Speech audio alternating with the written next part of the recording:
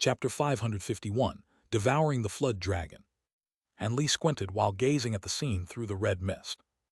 The venomous flood dragon scales had been torn away under the onslaught of the gold-devouring beetles. However, the shredded skin and flesh underneath spouted out a seemingly endless mist of bloodlight, melting large quantities of the beetles into a black liquid. Not long after, the many beetles that had surrounded the flood dragon had nearly all perished. As of current, the mutilated body of the venomous flood dragon was oozing green blood from all over. He stared at Han Li with a bone-deep hatred. Han Li's heart trembled. It appeared that the venomous flood dragon's reputation wasn't undeserved. His gold-devouring beetles had already evolved to a point where ordinary magic treasures could hardly pose a threat to them. It was obvious how deadly the mist of toxic bloodlight was from how easily the beetles had been exterminated. Soon, a sneer reappeared on Han Li's face. The demons had no idea just how many beetles he possessed. Even if he had to expend most of them, he would definitely slay each and every one of them. With that thought, he took a quick look at the swarm of beetles that were covering the demon tortoise. He heard the incessant sound of grating from their direction, but the insect swarm appeared to be nearly motionless. If it weren't for the faint demonic chi that leaked out from the beetles, Han Li would have dared to believe that the demon was already dead. Although he felt uncertainty swell in his heart, Han Li raised his arms into the air without any further thought and tossed several spirit beast pouches out. Suddenly, a huge hum of insect wings reverberated throughout the room as over 100,000 black-tainted gold-devouring beetles appeared. Upon seeing such a large quantity of beetles, the flood dragon revealed an expression of despair. At that same moment, Feng Zai's expression abruptly changed to reveal astonishment. It was said that exotic spirit insects had a far shorter lifespan than common spirit beasts. Although their incubation period was quite short and they laid hundreds of eggs when breeding, they would ordinarily only breed once every 100 years. After hatching and accepting a master, they would need several tens of years of training and nurturing before they could be truly used. Additionally, the greater the power and the higher the grade of the insects, the more time was required. As a result, only a few cultivators were renowned for their insect control techniques in the scattered star seas, despite the numerous cultivators that practiced such techniques. They were especially rare to find past core formation stage. Most insect controllers would only possess about 1,000 exotic insects in their lifetime if they were lucky. In most of these cases, they had inherited a majority of their insects from a master in order to acquire such an amount. Additionally, exotic insects were said to be far weaker than spirit beasts. It wasn't uncommon to see an entire swarm of insects be exterminated in a single battle. As a result, there were few cultivators that used insect control techniques despite knowing that their powers were great. As a result, Feng Zai and the flood dragon were in disbelief after seeing Han Li release such a vast quantity of insects.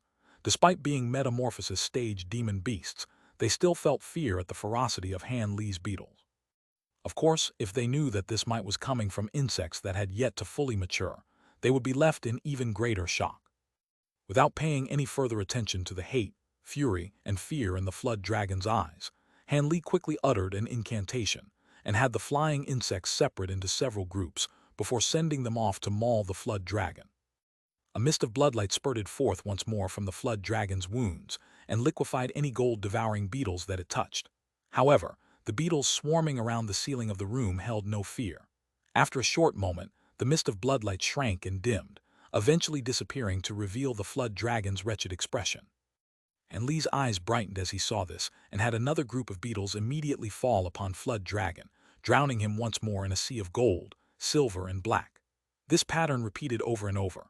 The swarm would be melted by the toxic bloodlight only to be replaced by yet another swarm after it faded away.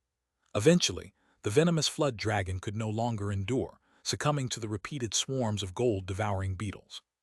When Feng Zai saw this, his expression faintly changed, but he immediately wore a face of calm. He merely stared at Han Li with an icy gaze. Han Li snorted and had the insect swarm depart from the body, revealing the remains of the venomous flood dragon. A sparkling fist-sized, blood-red core could be seen within. A strange emotion flickered from his eyes, but before he took any action, the demon core took off into the air with a flash of blue light, heading in the direction of the room's exit. Han Li instantly reached and shot an azure sword streak from his hand. The demon core wobbled through the air from the strike before an inch-long miniature flood dragon suddenly emerged from within the demon core in a flash of blue light. It was the flood dragon's primal soul. When the flood dragon's soul saw that it had been revealed, it panickedly disappeared with a flash of scarlet light. A chilling glint flickered from Han Li's eyes. He slapped a spirit beast pouch at his waist, summoning a yellow streak of light. When it fell onto the floor, a small, gloomy monkey with a lazy appearance appeared. It was the weeping soul beast. Han Li didn't have the time to worry about the beast's mood and slapped its head, causing the weeping soul beast to involuntarily snort and shoot a yellow light out from its nose. The yellow light spiraled through the air before eventually enveloping an empty area. With a flash of yellow light, the miniature flood dragon's soul appeared. Soon after, the yellow light wrapped around the flood dragon's soul and dragged it back into the weeping soul beast's nose. The flood dragon's soul was naturally unwilling to face death and stopped itself halfway by releasing a blinding blue light. The blue light stopped the yellow mist in its entirety. With a soul that powerful, it was worthy of belonging to a desolate beast at the metamorphosis stage. It was far more capable than any grade 7 demon beast. Of course, this was also partially due to the weeping soul beast's young age. Otherwise, it would have fully displayed power for which it was famed. Han Li never intended for the weeping soul beast to truly suck in the flood dragon's soul. Grade 8 demon beast souls were an extremely precious material, and he naturally wasn't going to waste it. As a result, while the weeping soul beast and the flood dragon's soul were locked in confrontation, Han Li disappeared with a blur. He reappeared a moment later next to the flood dragon's soul with his hand covered in sparkling azure light. Unable to escape, the soul entered Han Li's tight grasp. The soul was only several inches long, but it managed to forcefully sway his hand in its struggles. However, Han Li had already prepared a jade bottle in his other hand. In a single, quick movement, Han Li enveloped the flood dragon in azure light and slipped it into the bottle.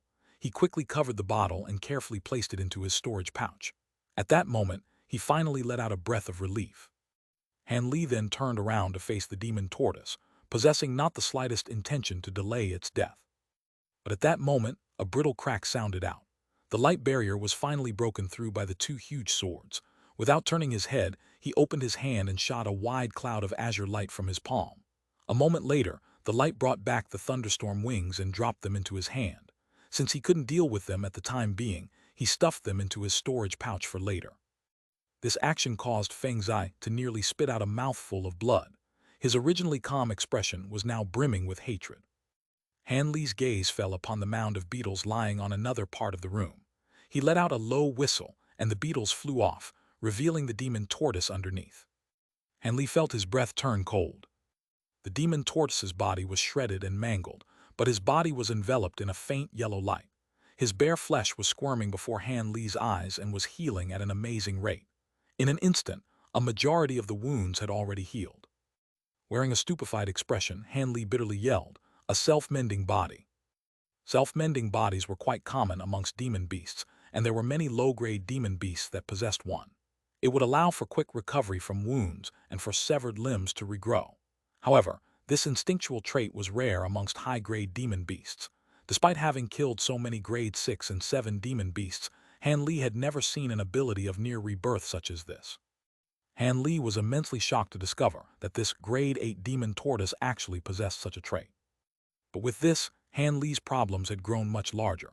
Apart from somehow slicing open the demon tortoise's head and shattering its demon core, Han Li had no other methods to kill it. Unless he could somehow exhaust his regenerative abilities, he was helpless. Unfortunately, he had only refined his bamboo cloudswarm swords several tens of years ago, and he had scarcely spent any of that time tempering them. As a result, they couldn't be considered powerful amongst magic treasures of cultivators at a similar grade, despite being made out of the legendary golden lightning bamboo and being refined with the exceedingly precious crystal. In the past, he had mostly relied on the magic treasure's quantity and astonishing coordination to slay grade 6 and 7 demon beasts. Of course, while its power was immensely strengthened when a set of 12 combined together into a huge sword, this was merely one of the beneficial aspects of a set of magic treasure. But even with the huge sword fusion, it was clear that he was incapable of defeating either of the present demon beasts' long-cultivated bodies. If you enjoy the translation, please consider supporting the novel on Patreon. Every patron counts towards the translation speed goals, no matter how small. Patrons can also receive previews to unreleased chapters.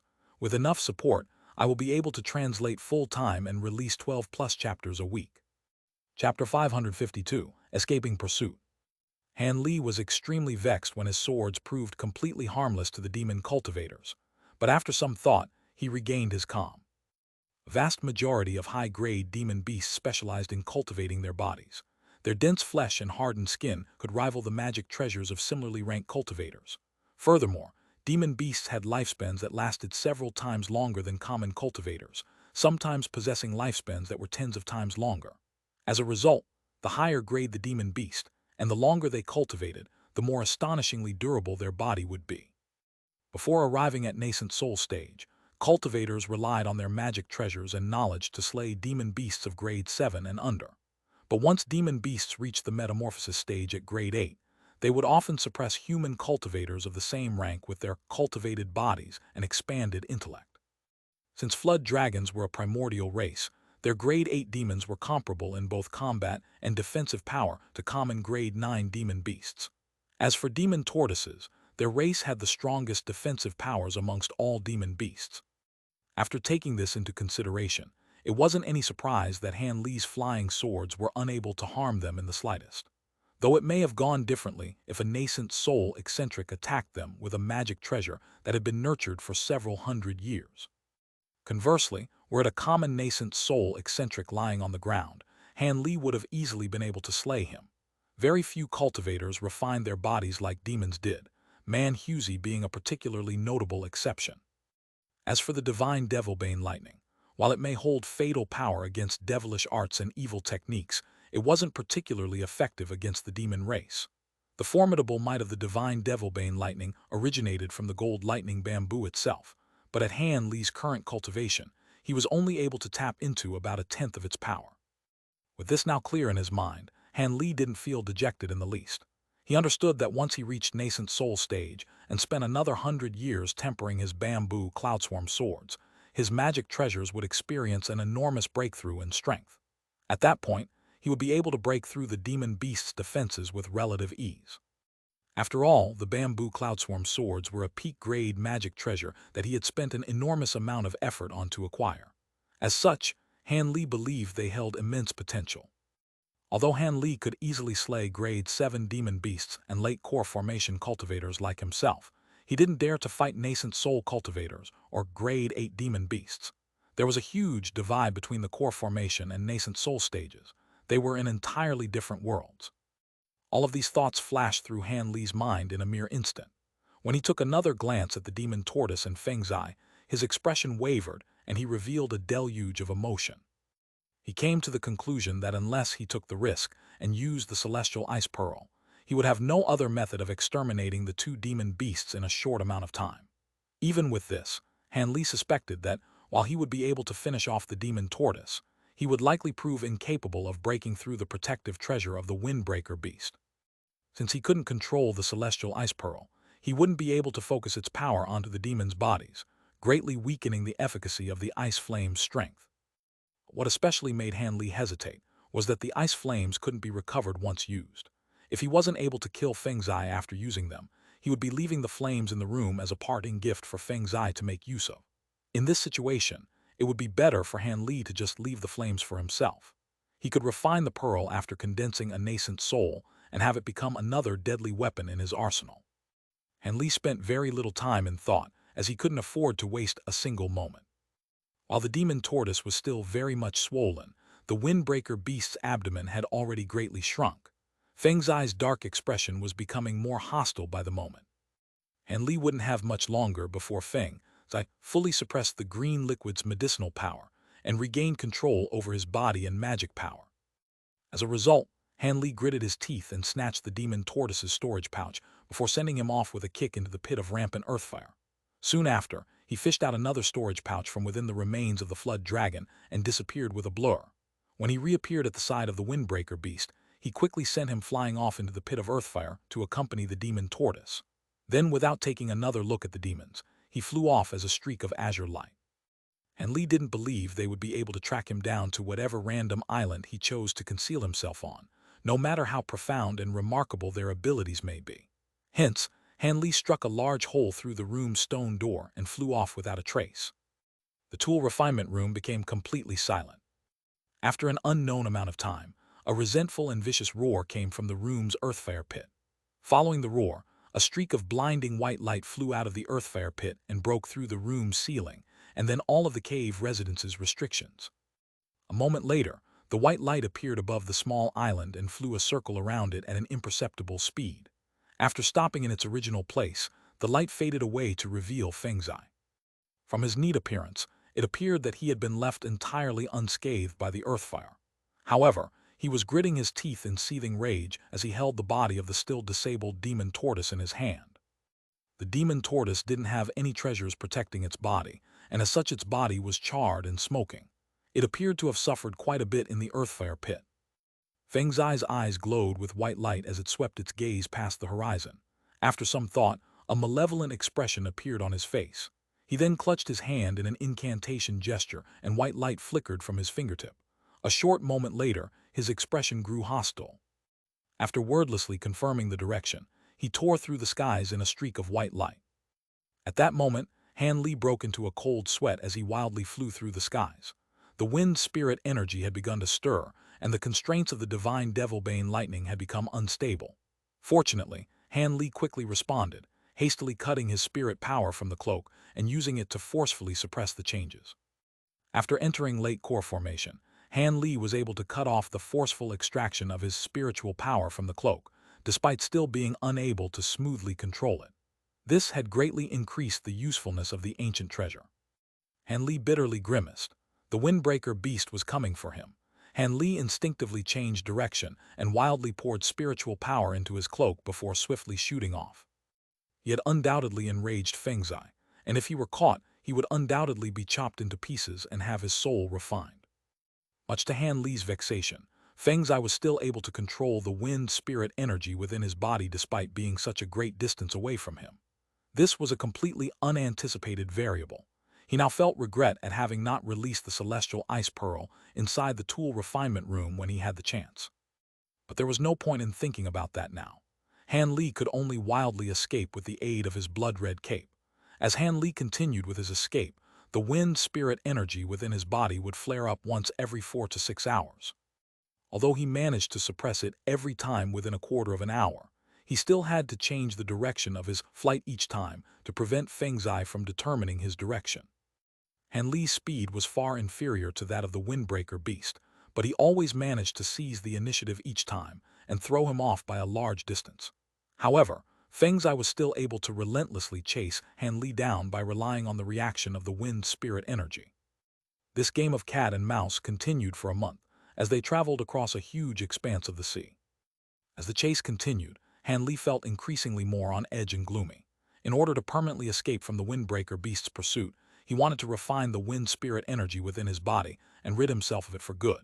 However, it was proving to be extremely durable. In the month he had been escaping, the wind spirit energy hadn't decreased in the slightest despite all of his efforts to refine it. It seemed it wasn't something a core formation cultivator could get rid of.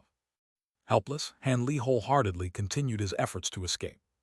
However, Han Li was extremely puzzled as to why the windbreaker beast didn't flare the wind spirit energy more often.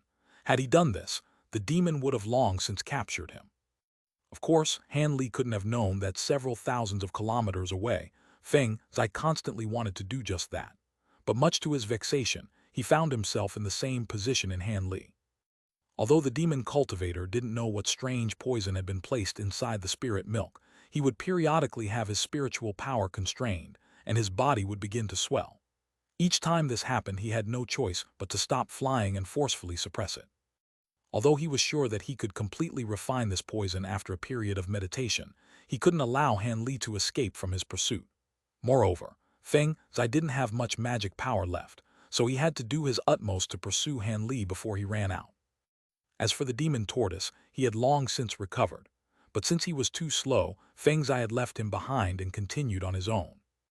To his great annoyance, he was surprised to see that Han Li was able to travel so quickly.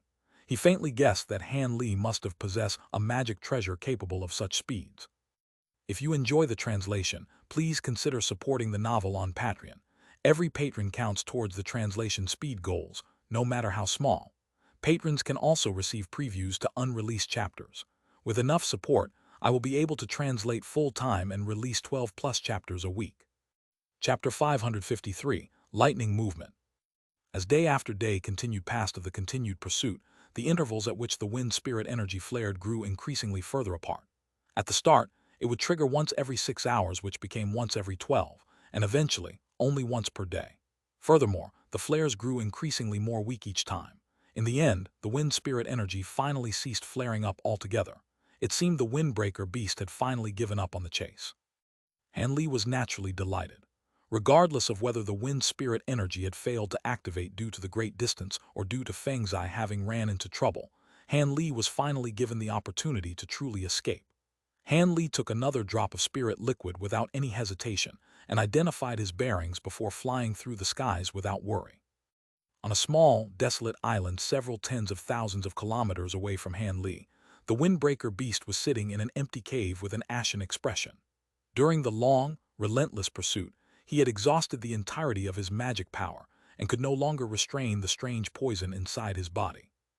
As he had no method to instantly recovering his magic power, unlike Han Li with his myriad-year spirit milk, Feng Zai could only helplessly stop on an island and spend some time to thoroughly rid himself of the poison afflicting him before continuing his pursuit of Han Li. Having expended so much of his time and effort on refining the thunderstorm wings, he was dead set on getting them back. The demon cultivator vowed to accomplish this with bone-burning hatred, before closing his eyes and entering a meditative state of selflessness. A month later, Han Li found himself at an unfamiliar, abandoned island. Upon seeing that there were neither cultivators nor high-grade demon beasts nearby, he descended onto the island and quickly carved out a crude stone cave. After placing down several concealment spell formations, he hurriedly entered this cave and took out the thunderstorm wings. Han Li glanced at the small, palm-sized wings in his palm with unconcealed delight.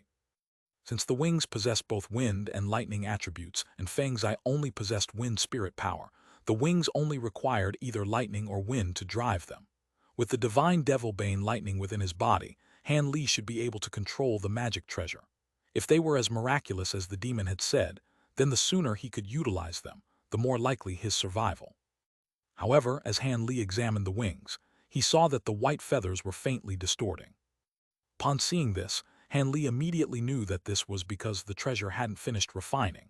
Although they had been greatly weakened, they had managed to last this long despite Feng Zai's claims that all of their efforts would have been in vain. Han Li didn't reveal the slightest alarm and calmly made a small cut on his fingertip.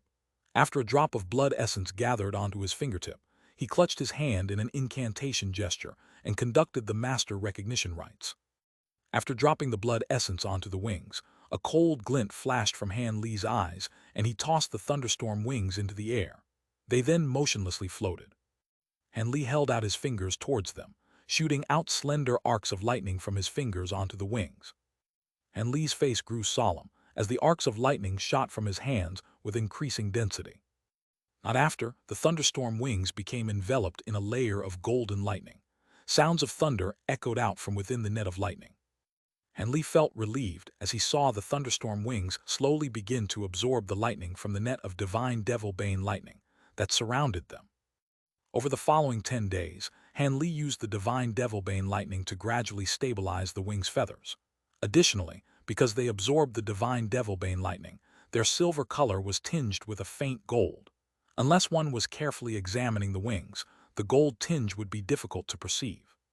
Having finished the thunderstorm wings in place of the demon cultivators, Han Li ceased his lightning. He then spouted a mist of azure light onto the wings and absorbed the wings into his body. Soon after, Han Li left the stone cave and flew off the small island, preparing to test both the thunderstorm wings' usability and miraculous capabilities. Han Li took a deep breath as he floated high up in the sky. He then activated the thunderstorm wings that were contained inside his body. Puff, puff. He felt spiritual chi swell within his back before a pair of meter-long wings emerged from it. The wings were silver-white with a slight tint of gold. Han Li turned his head to look at them. When he thought to move them, the wings lightly waved without the slightest resistance as if nothing were there. He curiously extended his hand to feel the wings, and was startled to discover that they had a rough texture. Han Li frowned at this and put some strength into his hand, only for them to easily pass through the wings.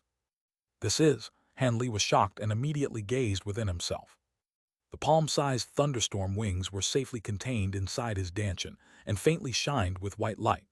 The wings outside of his body weren't the treasure's true form, but were instead a manifestation of spiritual power, much to Han Li's surprise. After concentrating for a moment, Han Li started to pour magic power into the wings' true form, causing the exterior wings to flash with silver light. Then, with a flap of the wings, Han Li easily sped through the air. After flying several circles around the island, Han Li stopped and started to mutter to himself as he grasped his chin. Their speed wasn't particularly impressive. In fact, it wasn't much different from his ordinary speed. It seemed that he would have to pour either wind or lightning spiritual power into them to see their true capabilities. With that thought, Han Li drove his divine lightning into the wings without hesitation, sending 2 sparks of faint golden lightning into the interior wings. In that same instant, lightning was released from the wings behind him. Han Li hastily turned his head around to see the wings flicker with silver lightning and unconsciously unfolded them. They now released a strange aura. With a mental command, thunder rang as he reappeared 30 meters away in a flash of silver light. Lightning movement. Han Li blankly stared for a moment before being filled with ecstasy. Then, with another flap of his wings, he reappeared 100 meters away in the wake of more thunder. In the following moments, Han Li transformed into a bolt of silver lightning, traveling 300 meters away in an instant. His erratic and instantaneous movements were beyond extraordinary. After reappearing in an arc of silver lightning, Han Li joyously caressed the wings and muttered, "Lightning movement is worthy of being called the most profound of all movement techniques. It is incomparable to the common movement techniques of the 5 elements. Perhaps with even more tempering, this magic treasure could become even more incredible. It was no wonder Feng Zai expended so much time and effort in refining them. There are few things in the world that are capable of such speeds. With these wings, there would have been practically no one in this world capable of killing him." Afterwards, the wings dissipated with a pulse of silver light. And Li didn't plan on staying in the outer star seas for long, as he wanted to return to the inner star seas as soon as possible. Although he might have shaken off Feng Zai for the time being, with his fantastical speeds as a windbreaker beast, he would come chasing down Han Li from the nearby seas soon enough. Han Li had no intention of obediently waiting for the demon to come knocking on his door. As the inner star seas were under the dominion of humans, it was likely that regardless of how mighty of a demon he may be, he wouldn't be able to follow too deeply. After Han Li had returned to the inner star seas and condensed a nascent soul, he would no longer hold any fear of the demon. As for the Heaven Void Cauldron, those nascent soul eccentrics should have ceased their pursuit by now, given what had developed in the many years that has passed. Furthermore, after Han Li became a nascent soul cultivator, he should be able to flee from Zenith Yin and the others without problem, so long as he didn't come across anyone as fearsome as Man Hughesy. With that thought, Han Li returned to the island's cave and quickly examined the storage pouches of the demon tortoise and venomous flood dragon. He unexpectedly found many demon beast cores within them, along with a few extremely precious materials. 2 particularly valuable material were a fist-sized, jet-black tortoise shell and a batch of over 100 crimson scales. These should be parts that the 2 demons shed during metamorphosis. They were a delightful surprise, and could be refined into armor that was no less powerful than Man Hughesy's royal scale plate. However, now was not the time to deal with these items. Instead, he retrieved the formations he had placed on the island and departed in the direction of the last known location of the exquisite sound sect's hidden city. He reckoned that the transportation formation should have already been constructed by the time he arrived. Regardless of whether he had to use coercion, bribes, or brute force, he planned to use the transportation formation and arrive at the inner seas. Although Han Li didn't know the current location of where the exquisite sound sect's hidden city was, he only had to find out from some well-informed human cultivators. But little did Han Li know, at that very moment, the demon tortoise had arrived at a cave over a kilometer deep in the seas. Here he informed a nearby flood dragon clan elder about the killing of the venomous flood dragon. This particular elder was a mid-stage, grade 9 infernal flood dragon. If you enjoy the translation, please consider supporting the novel on Patreon. Every patron counts towards the translation speed goals, no matter how small. Patrons can also receive previews to unreleased chapters. With enough support, I will be able to translate full-time and release 12+ chapters a week. At Han Li's current cultivation, even without using either the blood-red cloak or the thunderstorm wings, he was capable of flying at an astonishing speed. In less than half a month, Han Li arrived at the desolate island that had once been the location of the exquisite sound sect's hidden city. After sweeping his spiritual sense across the island, he didn't find a single soul. It seemed he would have to search for humans elsewhere and acquire the information from them. Han Li glanced around before casually choosing a direction and disappearing in a streak of azure light. Since the exquisite sound sect had moved after establishing their city on this island, they shouldn't have moved far away.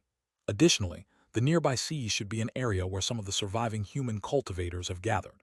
Han Li was confident that with his vast spiritual sense, he would be able to find some human cultivators without much effort. As expected, about half a day later, Han Li discovered traces of many human cultivators on a medium-sized island. Looking down from the sky, he saw many male and female cultivators being besieged by 2 Grade 4 demon beasts from the nearby seas. When Han Li spotted a few familiar faces among them, he faintly smiled. Soon after, he used the appearance exchange art to assume the form of a dark-skinned, middle-aged man. He then casually launched 2 azure sword streaks at the demon beasts with a wave of his hand. With a flash of light, a hole appeared through the heads of each of the demon beasts as they fell to the ground.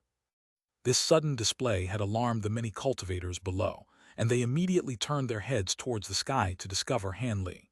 An uproar arose among the cultivators at the appearance of the newly arrived expert. After consulting amongst themselves, a large man with an embroidered robe eventually flew towards Han Li. "Many thanks for Senior's assistance. Is there anything that us juniors may help you with?"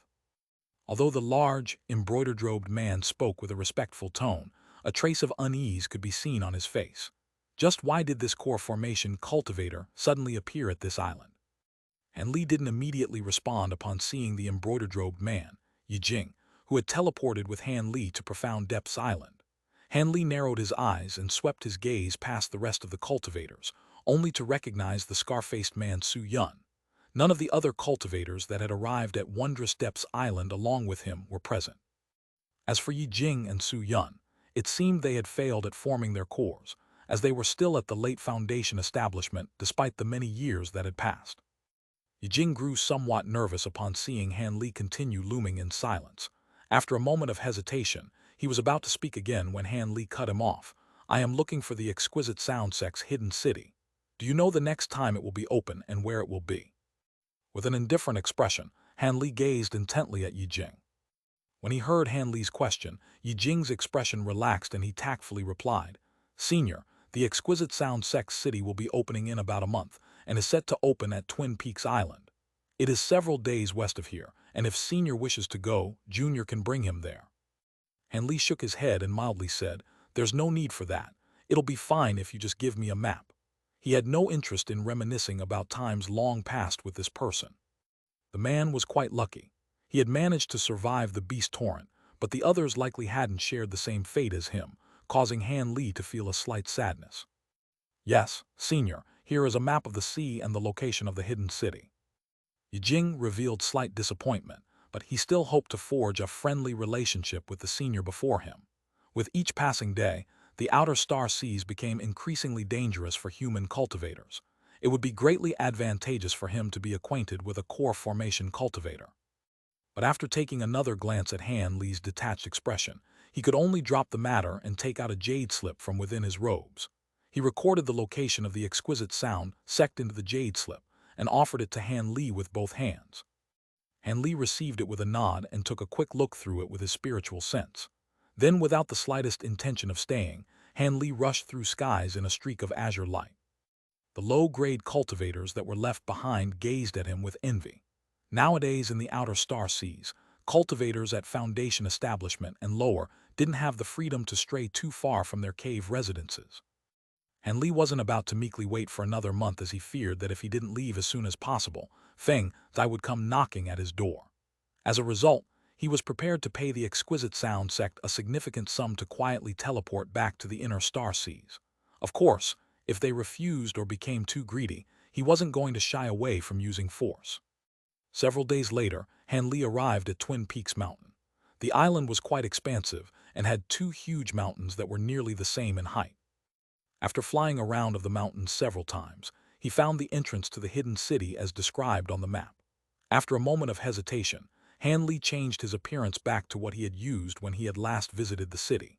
He then descended at the center of the mountain and took several steps towards a tree that was 10 meters wide and about 100 meters tall. He expressionlessly glanced at the huge tree and couldn't help but scoff. He lightly flicked his finger, sending 3 orbs of white light to directly knock against the tree's bark. A short moment later, azure light flashed and an opening appeared within the tree bark. A white-clothed old man at Late Foundation establishment walked out. He was the same gatekeeper that was in charge of the city entrance the last time he was here. The old man recognized Han Li at a glance. After all, there were very few core formation cultivators that had attended the meetings of the hidden city. Additionally, he had caught a few rumors during the last opening of the market city about how this cultivator had managed to single-handedly suppress over 10 core formation cultivators. It was very likely that the person in front of him was a nascent soul cultivator. Upon seeing Han Li, the old man lowered his head and hastily gave him a deep salute. So it was Senior Li. I hope Senior won't take offense, but may I ask what is your business for coming? There is still another month before our hidden city convenes. There are no treasures for Senior to browse. The old man spoke with a respectful tone, but his eyes appeared puzzled. Han Li examined the old man and raised his head before speaking in a deliberately arrogant manner. I haven't come for the hidden city. I've come to meet with either Sect Master Fan or Elder Yun. You wish to see the Sect Master or Elder Yun? The old man paused for a moment before revealing a trace of hesitation. What, is there a problem? Han Li's tone was void of emotion and his expression grew eerie. When the old man saw this, he shivered and immediately smiled, saying, "Of course not." A trace of cold sweat could be seen on his brow. After some thought, the old man sincerely said, "Were it anyone else, it wouldn't do. But since Senior personally arrived, then it must be about something important. This little old man will report back. As it just so happens, Sect Leader Fan recently arrived to take care of the arrangements for the hidden city.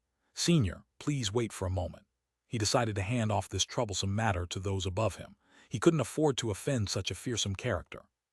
Han Li was happy to find that Lady Fan was present and his expression relaxed. He then said, "Then please be quick about it. I don't have much time." The old man felt relief and hastily replied, "Yes, Junior will use a voice transmission talisman to inform the Sect Master. It will only take a moment." If Han Li decided to force his way through, he would only be able to watch helplessly. There was no way he would throw his life away to try to block him. As a result, he took out a sound transmission talisman in front of Han Li and sent it into the tree's opening. After seeing the sound transmission talisman disappear, Han Li expressionlessly asked, "Where is Elder Yun? Why isn't he with your Sect Master?" The old man's expression grew unsightly. He hesitated for a moment before muttering, "This. Junior truly doesn't know about the whereabouts of Sect Leader Yun. Matters regarding this recent market city have all been handled by the Sect Master alone." Upon seeing the old man's expression, Han Li was sure he knew what the old man had meant. With a cold chuckle, he no longer continued asking the old man any questions, much to his relief. A short moment later, the white-clothed cultivator received a sound transmission talisman. After quickly examining it with his spiritual sense, he respectfully said, "Senior Li, our Sect Master invites you inside for a chat. I will lead the way." Han Li indifferently replied, "Go ahead." The city below the tree was largely the same as the last hidden city, with 2 floors making up a large underground expanse. But this time, apart from the many low-grade, exquisite sound sect disciples preparing the city, there were no others inside. The old man quickly brought Han Li to a stone wall that was attended by 2 outstandingly beautiful female cultivators. The 2 female cultivators both respectfully bowed to Han Li with flushed complexions and charmingly said, "We pay our respects to Senior Li. The Sect Master welcomes you and is honored by your presence." Han Li glanced at the 2 women's expressions and stroked his chin in thought before wordlessly nodding his head. One of the women reached out to the stone wall with her hand and summoned a stone gate in a flourish of azure light. "This is as far as I can lead, Senior. I will be taking my leave." The old man took the opportunity to hastily withdraw. Han Li didn't pay him any mind and walked inside. After passing through a short passageway, Han Li arrived within a large hall. Wearing light green robes and a slight hint of makeup, Lady Fan respectfully awaited Han Li at the center of the hall with a beaming smile. The woman deferentially bowed to Han Li and said, "I hope Senior hasn't taken offense that I didn't personally welcome you." She then pulled out a chair and offered him a seat. He glanced at the chair with a raised eyebrow and sat down without the slightest restraint. Afterwards, his gaze fell onto the woman's beautiful face, and he serenely said, "It seems Lady Fan isn't worried that I came with the intention to harm your sect." Lady Fan walked to the side with light steps and took a seat at Han Li's side. She covered a smile with her hand and said, "Senior jests. With Senior's cultivation, how could he trouble himself over a Foundation establishment junior?" At that moment, Lady Fan was only a meter away and her fragrant scent assailed his nose. Han Li faintly frowned, but otherwise his expression remained normal. However, when the woman took a seat, she unconsciously revealed a trace of astonishment. Afterwards, she examined Han Li with a strange expression. With a cold glint passing through his eyes, Han Li thought to inquire about her actions. But at that moment, a dainty young woman walked over and placed a cup of fragrant tea in front of them before standing behind Lady Fan. Lady Fan appeared indifferent to this, but a scowl had momentarily appeared on her face. When Han Li glanced at the two women, his mind began to stir. Lady Fan took a sip of the tea in front of her and pursed her lips. She then calmly asked, "Does Senior require something from our sect? We will do our utmost to assist if possible." "Since Lady Fan mentions it, I won't drag this on. Did your sect already complete the transportation formation to return to the inner star seas? I wish to use it." Han Li casually spoke of the matter as if he had mentioned a trifling thing. Transportation formation. Lady Fan paused for a moment and her beautiful eyes blinked before revealing a mysterious smile. "I'm afraid I must disappoint you. The transportation formation has yet to be completed. However, it is possible that it will be completed soon, if you'd wait a while longer." Han Li didn't wait for her to finish and callously interrupted her. "How much longer?" Senior Fan hesitated for a moment before placing the cup back down onto the table. She explained, "It's hard to say. Senior should already know that we lack the phantasm stone for the spell formation. Elder Yun and the other seniors went to retrieve more of the stone, but they alarmed the demon beasts in the region. A huge battle erupted, and they were only able to acquire a meager amount of materials at the cost of many seniors. Helpless, Elder Yun could only make a plan for future action. In fact, the female cultivator standing behind Lady Fan let out a small cough. A sullen expression momentarily appeared on Lady Fan's face, but she soon stopped speaking as if a problem had arisen. A trace of surprise appeared on Han Li's face, but after coldly gazing at the female cultivator behind Lady Fan, the woman fearfully lowered her head. After a moment of thought, he stood up and said, "Since the transportation formation can't be used in the near future, then there is nothing to be said. I will be taking my leave." When Lady Fan saw this, a complicated expression flickered within her eyes. She hesitated for a moment before saying, "Although we cannot help you with regards to the transportation formation, our sect has always held core formation seniors in high esteem. How about Senior retires here for the night and sets off tomorrow?" "Spend the night here." Han Li thought to refuse her, but after looking into her eyes he changed his mind. "That's fine. I'll set off the morning after then." Lady Fan smiled with an odd expression. "Hee. Our sect will be sure to properly entertain you. Servant, bring Senior Li to our best room." A young woman promptly entered the room. Without speaking any unnecessary words, Han Li followed her outside. However, when he was about to leave the hall, he thought to verify something and shot a deep glance behind him before calmly leaving. After Han Li left the hall, the young woman that stood behind Lady Fan said, "Sect Master, why do you intend on having him stay? Isn't that rash? This Senior Li rejected our enticements the last time around." Her voice was pleasant, but it contained an indescribable allure that was far superior to what her pretty appearance would grant her. Although her tone would still be considered respectful, it contained much doubt. "Yun Qin, you're growing quite bold. I was merely attempting to forge good relations with a cultivator who possesses astonishing strength. Since when did you take charge of the exquisite sound sect?" Lady Fan grew sullen. "I don't dare. This disciples was merely following the orders of Elder Yun before he departed. I hope Sect Master won't perform any actions that will make it difficult for me." The young woman spoke with a humble tone, but displayed no intention of backing down. "Humph, I will naturally inform Tian Yunxiao of this when he returns. As I still have duties to perform as Sect Master, I hope you'll forgive me for not keeping you company." Lady Fan's expression grew icy, and with a wave of her sleeve, she departed without looking back. Only the young woman remained in the hall, wearing a complicated expression. Inside a comfortable room, Han Li was lying down on a wooden bed, pondering as he stared at the ceiling. He didn't have any worries about spending the night at the market city. He had already swept his immense spiritual sense across the city and found that of those in the city, the highest cultivation were at late foundation establishment. There were no core formation cultivators here, let alone any nascent soul eccentrics. Apart from any startling surprises, there was nothing to worry about.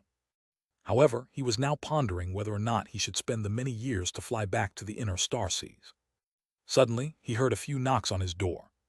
"Come in," Han Li said as he remained motionless on the bed. It seemed like he knew who was there and had been expecting them. A sweet laugh came from the other side of the door, and the door was pushed open to reveal Lady Fan. She walked into the room with lithe footsteps, fully displaying her thick black hair and extraordinary beauty. Carrying her fragrant scent, she sat on the side of Han Li's bed without the slightest discomfort and smiled at him, saying, "Senior still hasn't slept despite the late hour. It seems he already knew that I was coming." With his eyes still shut, he calmly said, "Sect Master Fan was obvious enough during our meeting. So, what matter did you need to discuss with me in secret? I'll let you know ahead of time that if it has nothing to do with the transportation formation, I am not interested." Of course, with so many nascent soul eccentrics currently pursuing him in the outer star seas, it is only natural for Elder Han to wish to return. Han Li's body stiffened and he opened his eyes. He attentively stared at the woman before him and coldly asked, "What? Who is this Elder Han?" Lady Fan stared back at Han Li with a calm expression and leisurely said, "I am naturally speaking of my sect's own Elder Han." She didn't appear flustered in the slightest. After a moment of silence, Han Li sat up and recovered his calm before slowly asking, "How did you recognize me? With your cultivation, you shouldn't be able to see through my true appearance." With her slender white hand, she pulled back her hair and replied with a crafty expression, "I didn't see through you. I smelled it." "You smelled it?" And Li paused for a moment before wearing a confused expression. Lady Fan pursed her lips and smiled, explaining, "Ever since I was small, I have been somewhat different from most. I was able to clearly tell people apart by smell. Additionally, whenever I remembered a smell, I would never forget it. Just as it so happened, I grew quite interested in Elder Han and I memorized his scent. But the last time the hidden city opened, Han Li was far too close to Wen Siyu and there were many people in the room. As a result, I was unable to clearly catch your scent. But having come so close to you today in the hall, I was able to identify you without problem." At that moment, Lady Fan gazed at Han Li with moist eyes and smiled at him with pursed lips. Chapter 556, Request and Exchange. Han Li remained speechless after being told that he was identified by his scent. There were even people that were capable of recognizing others by their scent. There truly were too many bizarre things in this world. He was merely unfortunate enough to be discovered this way. However, he didn't display the slightest panic. So long as experts on the level of Man Husey and Feng Zai didn't discover him, he had nothing to fear, given his current cultivation and treasures. Besides, this woman's knowledge was beyond his, and she had deliberately sought him out in secret. He was convinced she had something in mind. With that thought, Han Li mildly said, "Since Lady Fan has already recognized me, I won't continue to put up the act. However, should I now address you as the envoy of the left, or as sect master?" Lady Fan responded to Han Li's words with a wry smile. "It seems Senior doesn't approve of my current role as sect master. I'm not sure if Senior knows, but if I hadn't followed the orders of the Devil Tao, the Exquisite Sound sect would have been eliminated from the scattered star seas. I admit I did long for the position of sect master, but my actions were a result of helplessness." Han Li stretched his body and wore a lazy expression. "Lady Fan need not speak further of the matter. I have no interest in who is the sect master of the Exquisite Sound sect. My status as an elder was only in name after all. However, it seems that Lady Fan knows a few things about me. Could you tell me about this? I've grown quite curious." With luminous eyes, Lady Fan smiled and said, "Although Senior Han's name can't be said to be known to everyone, it's quite the topic of interest among high-grade cultivators at the very least. A single core formation cultivator snatched the heaven-void cauldron under the presence of many nascent soul eccentrics, and then fled, disappearing without a trace."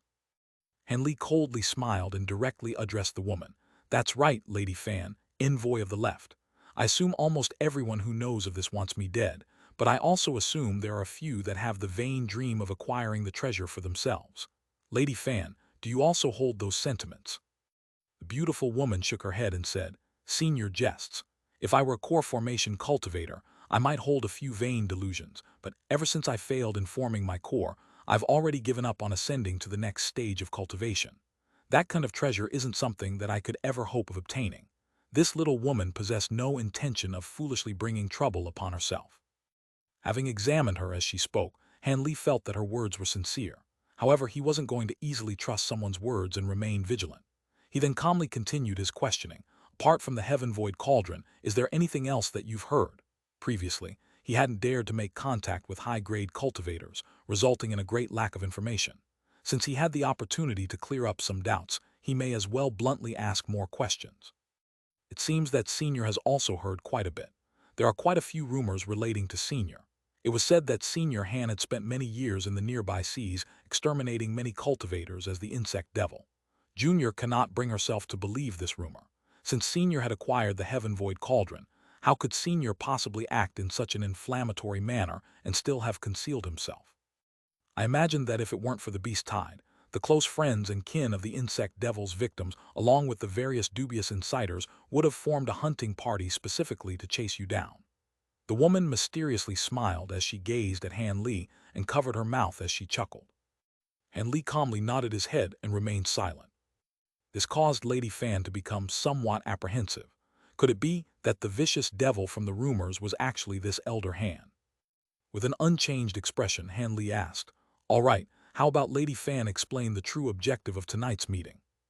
After a moment of hesitation, Lady Fan gritted her teeth and revealed an expression of deep resentment. "Since Elder Han has mentioned it, truthfully, I wish to request for Senior's assistance in helping me eliminate the vile schemer, Xianxia. With the ability Senior displayed that day, it should be a matter of great ease." Han Li paused for a moment. Then, without revealing the slightest surprise, he calmly asked, "Xianxia, is he not your supporter?" Wearing an unsightly expression, Lady Fan resentfully said, "Senior, there is no need to mock me. Senior Han should have seen some of the details from today's matters in the hall. I've more or less become a puppet in the exquisite sound sect. Were it not for the secret bewitchment techniques I possess as well as my faithful subordinates, I fear I wouldn't even be the sect master, puppet I may be." Han Li expressionlessly said, "Since Envoy Fan rose to the position of sect master with the assistance of the devil Dao, there should have been some understanding of what would follow. What point is there in complaining now? Being a puppet sect master is overall a better fate than death." Han Li didn't display the slightest intention of agreeing. Lady Fan wore a pained look before a malevolent expression flickered from her eyes as she spoke. "However, I now find my life quickly coming to an end. Not long ago, one of my trusted disciples mysteriously disappeared along with a jade slip containing the secret techniques of the exquisite sound sect. It most likely has fallen into the hands of Yun Tianxiao. After he has his personal female disciple successfully cultivate a few of the techniques, does Senior Han believe I'll still be kept alive? So long as Senior assists me in eliminating the treacherous bastard, I am willing to give most of the long-accumulated resources of the sect to Senior Han. You may also do as you wish with the sect's maidens." Without even thinking about the conditions she had laid out, Han Li bluntly said, "I have no interest in this. Please leave." And Li didn't doubt her words. She had pretended to not know Han Li and secretly arranged an attempt to kill Yun Tianxiao. However, Han Li was unwilling to waste any time. There was someone actively hunting for him who was perfectly capable of killing him. If the entirety of the exquisite sound sect had been offered to him after he managed to save himself, perhaps there would have been something to consider. Lady Fan became perplexed upon seeing this. However, her continued pleading fell onto deaf ears. As a result, she muttered to herself for a moment with a fluctuating expression. Then, with gritted teeth, she said, "If I had a method to send Elder Han to the inner star seas in the near future, would Senior Han be willing to assist me?" After she said this, she nervously gazed at Han Li. This was the very last thing she could offer him. Han Li blankly stared at her after she said this and replied without delay, "If you could send me to the inner star seas within 10 days, then the matter may as well be considered decided. However, a transportation formation requires phantasm stone. Could it be that Envoy Fan deliberately misled me earlier?" When he uttered the last words, his face grew sullen and his tone became ice cold. The beautiful woman felt her heart drop before she hastily explained, "Of course not. To Yun Tianxiao, the transportation formation is truly lacking in phantasm stone. However, he didn't know that long ago, our sect paid a hefty sum for a few rare materials and phantasm stone was among them. Originally, I had planned to establish a few teleportation formations among the branch sects in the inner star seas. However, I was dragged into the plot to bring the sect to the outer seas. After seeing Xianxia's insatiable ambition and cruelty, I naturally didn't take out the materials. Otherwise, had he brought us back to the Devil Dao at the inner seas, I would have had no opportunity to free myself. After Han Li heard this, he was elated. However, he suppressed his excitement and pondered over this for a moment. A short moment later, he raised his head and tranquilly said, "Take out the phantasm stones and let me look at them. Then, take me to where the transportation formation is located. If you truly have enough materials and are able to immediately finish the formation, I will take care of him." Han Li uttered each word with weight. A trace of hesitation soon replaced the woman's joy. "If you aren't able to do this, then I will reject your offer," Han Li stated with an unyielding tone. Lady Fan frowned and said with embarrassment, "I'll do it. The materials are well kept, but I will be able to bring them to you tomorrow. However, the transportation formation construction site is quite a distance away. Additionally, a majority of the guards there are Yun Tianxiao's trusted disciples. I fear it will be somewhat difficult. Since we'll have to deal with Elder Yun anyways, what's the problem with taking care of his disciples as well? I'll just kill his disciples before taking his head."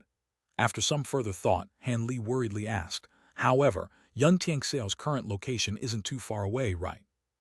If you enjoy the translation, please consider supporting the novel on Patreon. Every patron counts towards the translation speed goals, no matter how small. Patrons can also receive previews to unreleased chapters. With enough support, I will be able to translate full-time and release 12+ chapters a week. Chapter 557, Securing the Transportation Formation. 2 days later, an azure streak of light flew towards a small, nameless island to the west of Twin Peaks Island. When the azure light arrived above the island, it vanished to reveal Han Li and Lady Fan. Han Li had found Lady Fan's speed to be annoyingly slow, and had bluntly enveloped her in his light and took both of them to their destination at greater speed. Han Li looked at the island beneath him as he stood in the air, before indifferently asking, "The transportation formation is on this island?" Lady Fan solemnly said, "That's right. There are 8 exquisite sound sect disciples guarding the transportation formation. Apart from 2 of my own subordinates, the rest are Devil Dao subordinates that Yun Tianxiao brought with him. Those 6 are all at Foundation establishment and will not obey my orders." "Got it, call your subordinates over. I'll deal with the others." Malicious intent was clearly displayed his face. "Yes, Senior, it will take just a moment." Lady Fan followed his orders without hesitation and extended her hand with a sound transmission talisman between her fingers. The talisman trembled for a moment before sending off a streak of fire to the island. Han Li saw the sound transmission talisman circle around the hill on the island and enter what appeared to be solid dirt. Then, the light disappeared with a flash as if it had entered a restriction. A moment later, 3 people flew out from the earth, 2 alluring women and an old man. When they spotted Han Li and Lady Fan, they immediately flew towards them in a streak of light. The 2 female cultivators deeply saluted and greeted Lady Fan upon seeing her. Then, they curiously glanced at Han Li. Once they perceived that Han Li was a core formation cultivator, they were startled and immediately grew somber. As for the blue-clothed old man that had accompanied the 2, he arrogantly cupped his fist to Lady Fan, and then glanced at Han Li with a trace of confusion. The old man had thought to ask some questions, but didn't receive the chance to speak. Han Li had already identified him as an enemy and gazed at him with a trace of killing intent. He then wordlessly flicked his finger at the old man, shooting a streak of azure swordlight at him at lightning speed. The old man was immediately overwhelmed with fear, but the swordlight was truly too fast. He could only briefly yell before a finger-thick hole appeared in his head. The 2 female disciples paled with fright as they watched the old man's corpse drop from the sky. But upon seeing Lady Fan's cold indifference, the 2 came to a realization and silently glanced at one another. "Are all the others down below?" Lady Fan asked the 2 women with a cold tone. One of the women tactfully replied without delay, "Yes, the other 5 are down below at the spell formation. Disciple will lead the way for Sect Master and Senior." "Yes, show Senior lead the way. We cannot allow any of them to escape." An eerie expression appeared on Lady Fan's beautiful face. Now sure that Lady Fan had found someone to deal with Yun Tianxiao's men, the 2 women didn't show any further hesitation and brought Han Li and Lady Fan down to the hill. One of the women took out a sparkling red command medallion and held it below her before shouting, "Open!" Red light then flew out of the talisman and struck the hill, revealing a 15-meter-wide, yellow stone gate within the ripples of red light. The female cultivator then smiled at Han Li and said with a pleasant voice, "Here it is. However, the 5 within are all at mid-foundation establishment. Senior, please be careful." "I understand," Han Li expressionlessly said. He then raised his hand and loudly shattered the stone gate with a beam of azure light. With an unchanged expression, Han Li directly flew inside. The 2 female cultivators couldn't help but glance at each other out of worry. However, Lady Fan held complete confidence in Han Li and called for them to follow her inside. After Han Li passed through the stone gate, he found himself in a wide passageway about 12 meters long. However, he unconsciously narrowed his eyes as he saw 2 cultivators enter the passageway.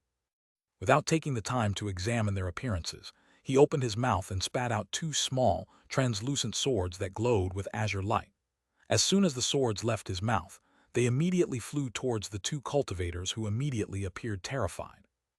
Not fully understanding what was happening, they flusteredly took out a red scarf and a small yellow shield, wishing to block the incoming attack. Unfortunately for them, they immediately fell to the ground with miserable screams, and their 2 magic tools followed suit, falling to the ground with their spiritual chi scattered. Han Li stepped over the bodies and continued on his way without stopping. The 2 small swords started to revolve around Han Li as they followed after him. Lady Fan and the other 2 were delighted by the scene and remained behind momentarily to deal with the corpses. When the 3 women arrived at the end of the passageway, they entered a hall over 300 meters wide. Han Li was already standing at the center of the hall next to a small transportation formation and was expressionlessly examining it as he looked down. The hall was filled with the scent of blood, presumably from the 3 dismembered corpses that were scattered throughout it. When Lady Fan saw this, she wore a face of delight and had her 2 disciples take care of the rest of the corpses. After Lady Fan arrived at Han Li's side, she pursed her lips and respectfully said, "It seems Senior's cultivation has reached a profound stage. He dealt with those Foundation establishment cultivators with the ease of slaughtering livestock. Foundation establishment cultivators don't pose any problem to me as I am now. More importantly, this is the transportation formation that you spoke of." Han Li seemed to have placed his entire mind on the transportation formation before him. Lady Fan's eyes brightened as she said, "That's right. Senior should be able to see that the transportation formation is mostly completed. It is merely missing a few portions of Phantasm Stone before it can be used. As Senior saw the Phantasm Stone 2 days ago, he should know my words to be true. Since that is the case, I will naturally deal with Xianxia. However, does this transportation formation truly lead to Bright Emperor Island at the inner star seas? To the best of my knowledge, that was merely an ordinary, mid-sized island. How could the Devil Dao cultivators have set up another formation at the other end?" Han Li frowned and stared at the transportation formation before him.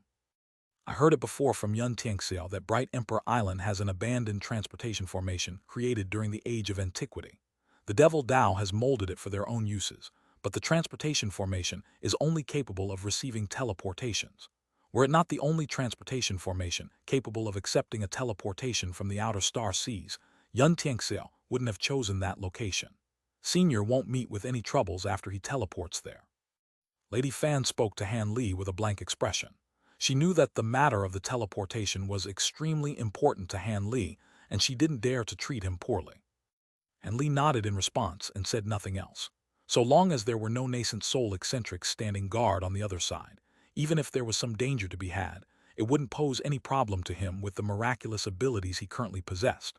Furthermore, he also knew that even if there was potential danger, it would be far less dangerous than flying all the way to the inner star seas. After examining the transportation formation for a while longer, Han Li turned towards Lady Fan and coldly said, "Immediately send your spell formation expert over here to complete this. I wish to use it the moment I return after I kill Xianxia, and I will be heading out immediately to deal with him. From what you've said, he'll be returning to Twin Peaks Island to manage the hidden city in 6 days at the latest." He then made his way out of the hall with a stern expression. As the days passed by, Han Li couldn't help but grow anxious. He clearly understood that the longer he remained in one place, the more likely that the demon cultivator Feng Zai would find him. But Han Li felt especially vexed in the face of Feng Zai's wind spirit energy that had yet to disappear. When he said that it would disappear eventually, had he meant after a single year or several? Or, even worse, was he just lying about that? Han Li had even swallowed a few gold-devouring beetles and had them nibble at it. But when he attempted this, he soon found that this method wouldn't work. For the beetles to consume the wind spirit energy, they must first eat through the threads of divine devil-bane lightning that surrounded it. But after creating a small hole in the threads of lightning, the wind spirit energy immediately flared, causing him to immediately mend the hole in fear. As a result, if he didn't plan to exterminate Xianxia and flee to the inner star seas, Han Li would still be roaming the skies in fear of being tracked. This ongoing matter filled Han Li's mind with anxiousness and dread.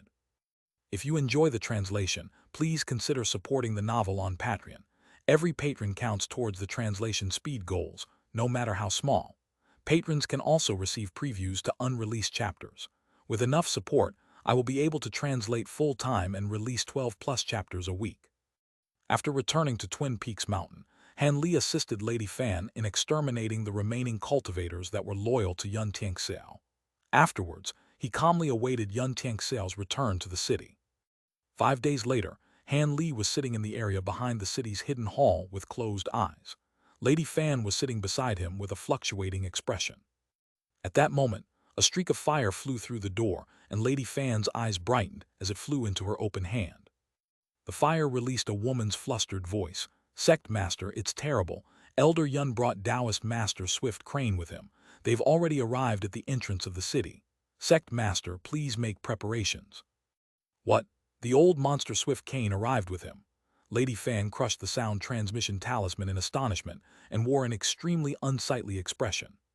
"The Jade Cloud Sect Swift Crane." Han Li opened his eyes with a startled expression, but soon regained his calm. "If it isn't that old Taoist, then who else could it be? It is too late to stop our plans since Xianxia's subordinates have already been cleanly exterminated. He will notice something is amiss in the city after being there for just a moment." Lady Fan's expression grew pale, but when she saw Han Li's calm expression, she felt slightly hopeful. When Han Li saw her silently staring at him, he couldn't help but roll his eyes at her and sourly said, "What is Lady Fan looking at me for? Don't tell me that you expect me to stake it all in a battle against a nascent soul cultivator."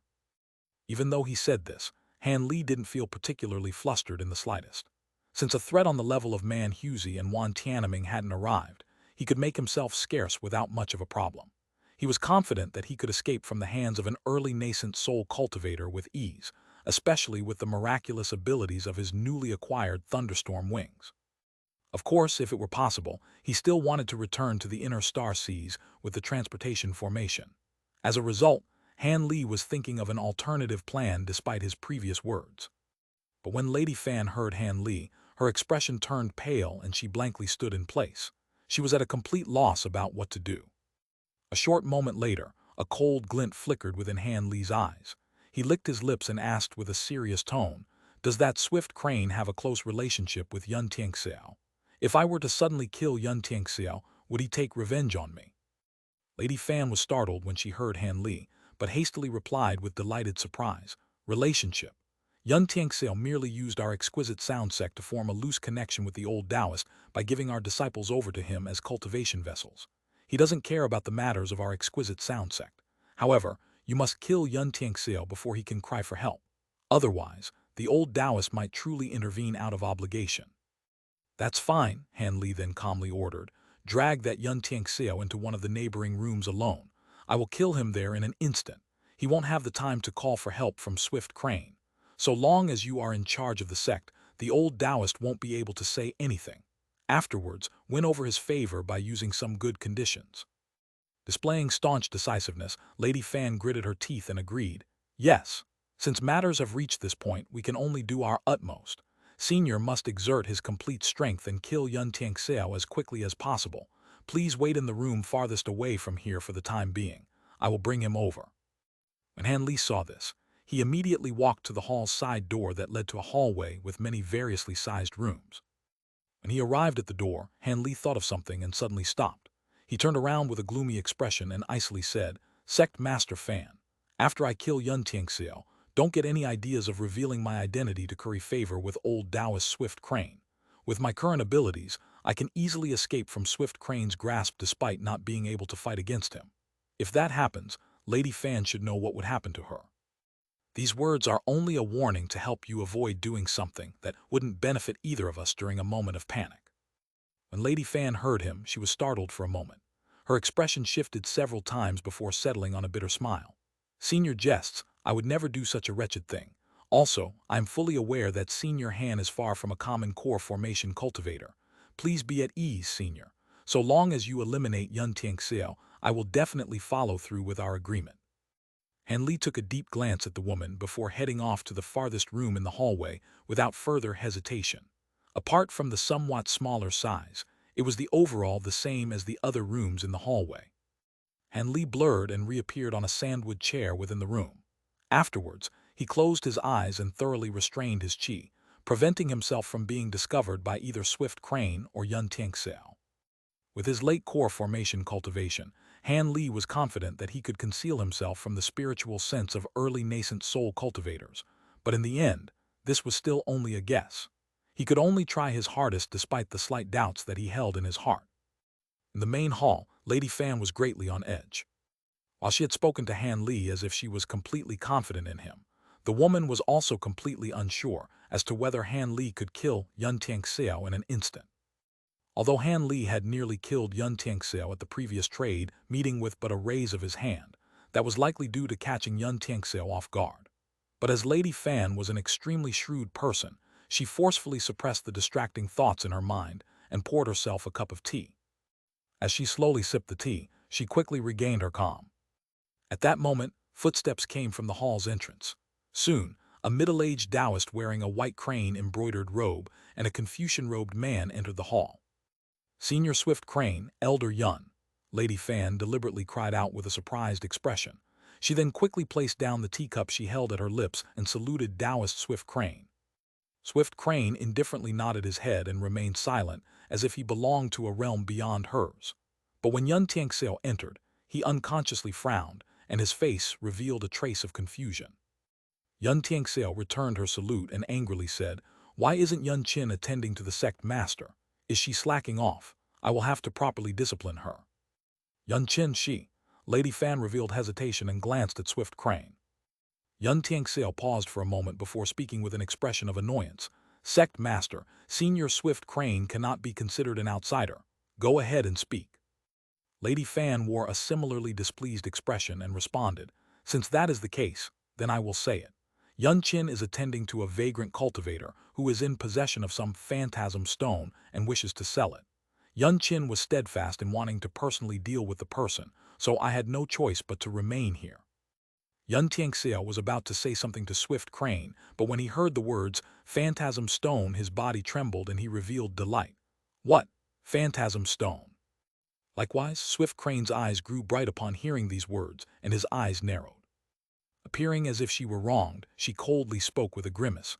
"Humph." Elder Yun's close disciple insisted on handling the matter alone, refusing to allow this sect master to participate. Yun Tianxiao dryly coughed and said, "Yun Qin had truly overstepped herself. However, I'm sure this wasn't done deliberately. Sect mater, where are they? I don't feel entirely at ease." He then turned to Swift Crane and respectfully said, "Senior Swift Crane, please wait for a moment. There is something that I must deal with first. How about we continue our discussion later?" Swift Crane smiled and casually said, "Since fellow Taoist Yun has some matters to attend to, I'll just sit here for the time being." Yun Tianxiao immediately revealed delight and turned towards Lady Fan. Lady Fan reluctantly said, "Follow me, Elder Yun, I'll bring you there." She slowly walked to the side door as if she was unwilling. With his mind feverishly occupied by thoughts of the phantasm stone, all of his suspicions of Lady Fan's actions had been wiped clean, and he hastily followed after her. Swift Crane casually glanced at the two from behind before finding a chair, and aloofly took a seat. Yun Tianxiao, excitedly, followed Lady Fan to the room at the very end of the hallway, where the door was tightly closed. "It's right here. Have a good chat. In any case, this sect master is simply incapable of interfering with this deal." Lady Fan snorted and walked back to the hall with dissatisfaction. When Yun Tianxiao saw this, a cold smile momentarily appeared on his face. He then opened the door without any hesitation and directly entered the room. Upon entering the room, Yun Tianxiao spotted a male cultivator sitting at the room's center. He appeared to be fiddling with something sparkling in his hand. Yun Tianxiao then swept his gaze across the room and astonishingly found no sight of Yun Qin. Startled, his heart trembled as he grew vigilant. He stared at the man and slowly said, "Who is your esteemed self, and where is that girl Yun Qin?" The magic treasure in his body was already stirring restlessly inside body. Han Li chuckled and raised his head. "Could it be that brother Yun has already forgotten about me?" "It's you." Yun Tianxiao was greatly shocked when he clearly saw the man's appearance. Without any further thought, he fled in a streak of light. Too slow. Just after Han Li emotionlessly said this, a light pulsed from his hands. Then, with a flourish of radiance around Yun Tianxiao, 5 copper bands of varying colors appeared around his limbs and neck. These bands released a low hum before tightening and restraining him. He screamed out of fright and hastily thought to release his magic treasure. However, his magic treasure didn't move in the slightest, as if it were shackled. Yun Tianxiao was frightened out of his mind and couldn't help but panic, loudly screaming, "Senior Swift Crane, please save me." But just as he shouted this, Han Li opened his mouth and spat out an azure streak of light. It revolved once around Yun Tianxiao before cleaving off his head. Then, without the slightest hesitation, Han Li snatched the storage pouch from the corpse and recalled his 5 element bands. The chain of events had concluded at lightning speed. But at the same moment Yun Tianxiao's storage pouch entered Han Li's grasp, he heard a loud explosion from within the room. The room's wall had been smashed open, and Taoist Swift Crane flew inside the room through the cloud of ash. The old Taoist gloomily glanced at the beheaded corpse on the ground and turned his gaze to Han Li. With killing intent shining within his eyes, he shouted, "You're courting death." He then flicked his hand, and a streak of blinding, scorching white light arrived in front of Han Li in an instant. With pupils contracted and a trembling heart, Han Li wildly enlarged the 5 element bands in his hand, covering his body in a multicolored cylinder. At that same moment, he took a red and yellow jade scepter out with a turn of his hand. Since this was the first time Han Li had blocked a nascent soul cultivator's attack since reaching late core formation stage, he naturally had some interest in testing whether or not his incisive treasures could receive the attack. However, despite his calm exterior, he felt completely perturbed and uncertain. Bang! White and rainbow light collided. Han Li felt as if he was struck by a heavy hammer and was sent flying before striking the wall behind him. His head was left spinning from the impact. While Han Li was still in a daze from the strike, Swift Crane let out an astonished shout. With yet another white light appearing before his eyes, Han Li took a cold breath and resolutely waved his jade scepter. A red and yellow barrier of light appeared around his body from within the rainbow cylinder. As a result, he was able to receive the next attack much better than the first. He only staggered a few steps away before regaining his bearings. Han Li then steeled his heart as his mind began to stir, and a pair of silver-white wings emerged from his back. Leaving a roll of thunder behind, he instantly disappeared, dodging the next streak of white light. A moment later, he reappeared at another corner of the room. Han Li had now identified the true form of Swift Crane's white light. It was a small jade hammer covered in sparkling white light, and the oval head was covered in talisman characters. Although it was only the size of a palm, it released astonishing spiritual qi. After Swift Crane's strike had missed, his face stirred and he extended his arm. With a rustle of wind, the small hammer returned into his sleeve. A trace of astonishment flickered from Swift Crane's eyes as he said, "I didn't expect that a core formation cultivator would be in possession of so many ancient treasures. What is your name?" Han Li pursed his lips and was about to say something when the door of the room suddenly opened, as Lady Fan excitedly entered the room. Lady Fan gave Swift Crane a formal bow and spoke to him with an exceptionally respectful tone. "Senior Swift Crane, this is Senior Li, who I specially invited in order to deal with the traitor Yun Tianxiao. I hope Senior will be at ease. I am willing to double any conditions that the traitor may have raised." When Swift Crane heard this, he frowned and turned his gaze to the corpse on the floor. His expression wavered. Fortunately, Han Li only had to silently stand in place. However, Lady Fan appeared quite nervous as she watched Swift Crane's expression. Swift Crane eventually relaxed and said, "All right, since this is an internal matter of the exquisite sound sect, this old Taoist won't meddle. But don't forget what you just said, Lady Fan." Lady Fan felt her heart swell with relief as she pledged with a beaming smile, "Please be at ease, Senior. I won't dare to break my word." The old Taoist nodded his head and glanced at Han Li with suspicion. After a moment of silence, he suddenly asked, Where did fellow Taoist Li cultivate? Your appearance is quite unfamiliar. Han Li's heart trembled and he pondered for a moment. When he opened his mouth to dispel Swift Crane's suspicions, he was only able to utter, "Junior," before his face pulsed with azure light and underwent a massive change. The wind spirit energy within his body had suddenly flared. From its violent eruption, it was clear that Feng Zai was close by. With fury and alarm, Han Li suppressed it with the entirety of his magic power. After forcefully suppressing the wind spirit energy, he felt cold sweat lining his body. Han Li let out a breath of relief after saving himself from the crisis, but when he turned his gaze to Swift Crane, he saw a trace of astonishment. It then turned into a strange expression of delight. Han Li suddenly thought of something and grasped his face. He instantly paled. The flare of wind spirit energy had caused him to revert back to his original appearance. A malevolent expression appeared on Taoist Swift Crane's face as he shouted, "Han Li." Han Li let out a stream of curses in his heart. Without taking the time to think any further, he flapped his wings and suddenly disappeared with a flash of lightning, leaving only thunder behind. At that same moment, the old man flung his sleeve and disappeared in a streak of light. The only one left inside the room was Lady Fan, who was left in a bewildered daze. A flicker of silver light appeared above Twin Peaks Island, accompanied by the sudden appearance of Han Li. In the following moment, a streak of white light violently flew up from the island and quickly pursued him. Han Li's expression sank, and he immediately imbued the thunderstorm wings within his body with divine devil-bane lightning. An instant later, he reappeared 100 meters away. These flashes continued, each time with thunder left in his wake. In the blink of an eye, Han Li had already been reduced to a small black dot on the horizon. When Swift Crane saw this, he couldn't believe what he was seeing. He then came to the conclusion that the wings were certain to be a treasure from the heaven-void cauldron, and his heart grew wildly fervent. With a shout, he transformed into a streak of blinding radiance and set off in hot pursuit of Han Li, tearing through the skies with booms left in his wake. In an instant, the black and white dots could no longer be seen from the island. In the lead, Han Li was slowly increasing the distance between him and Taoist Swift Crane, with the incredible speed of the thunderstorm wings. It wouldn't take Han Li much longer until he shook off the Taoist Swift Crane with his current speed. But at that moment, the wind spirit energy flared once more within his body and continued to flare in regular intervals.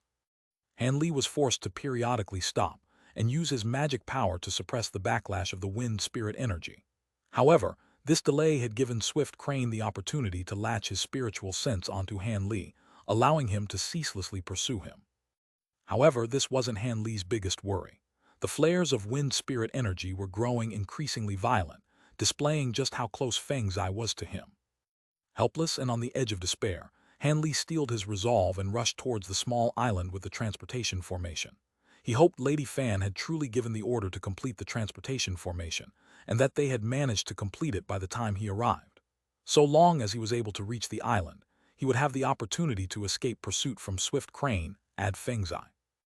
Although the thunderstorm wings were astonishingly fast, it consumed a significant amount of divine devil-bane lightning.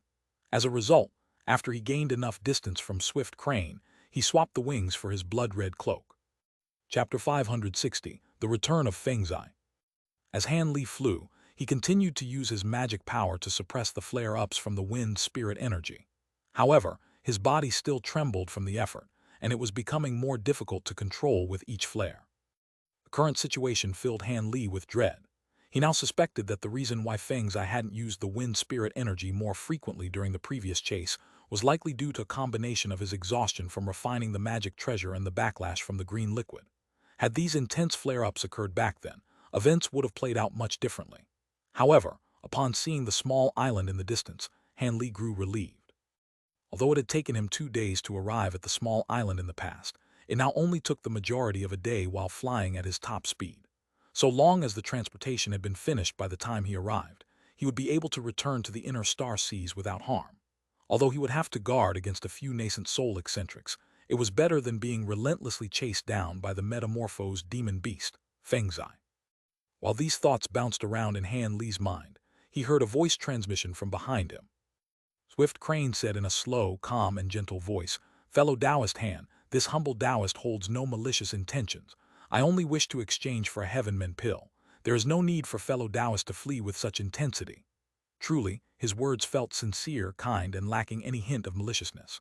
Normally, one would feel quite favorable towards such a voice. However, Han Li wasn't moved in the slightest by his tone or words, and inwardly cursed upon hearing them. Due to his decreased speed from switching to the blood-red cloak from the thunderstorm wings, Han Li could once again see Swift Crane's light in the distance whenever he looked behind him. As soon as the old Taoist had entered within range of him, he started using some sort of abnormal technique to continuously send Han Li bewitching messages filled with enticement in an attempt to slow him down. During a moment of carelessness, Han Li had nearly been affected by the technique.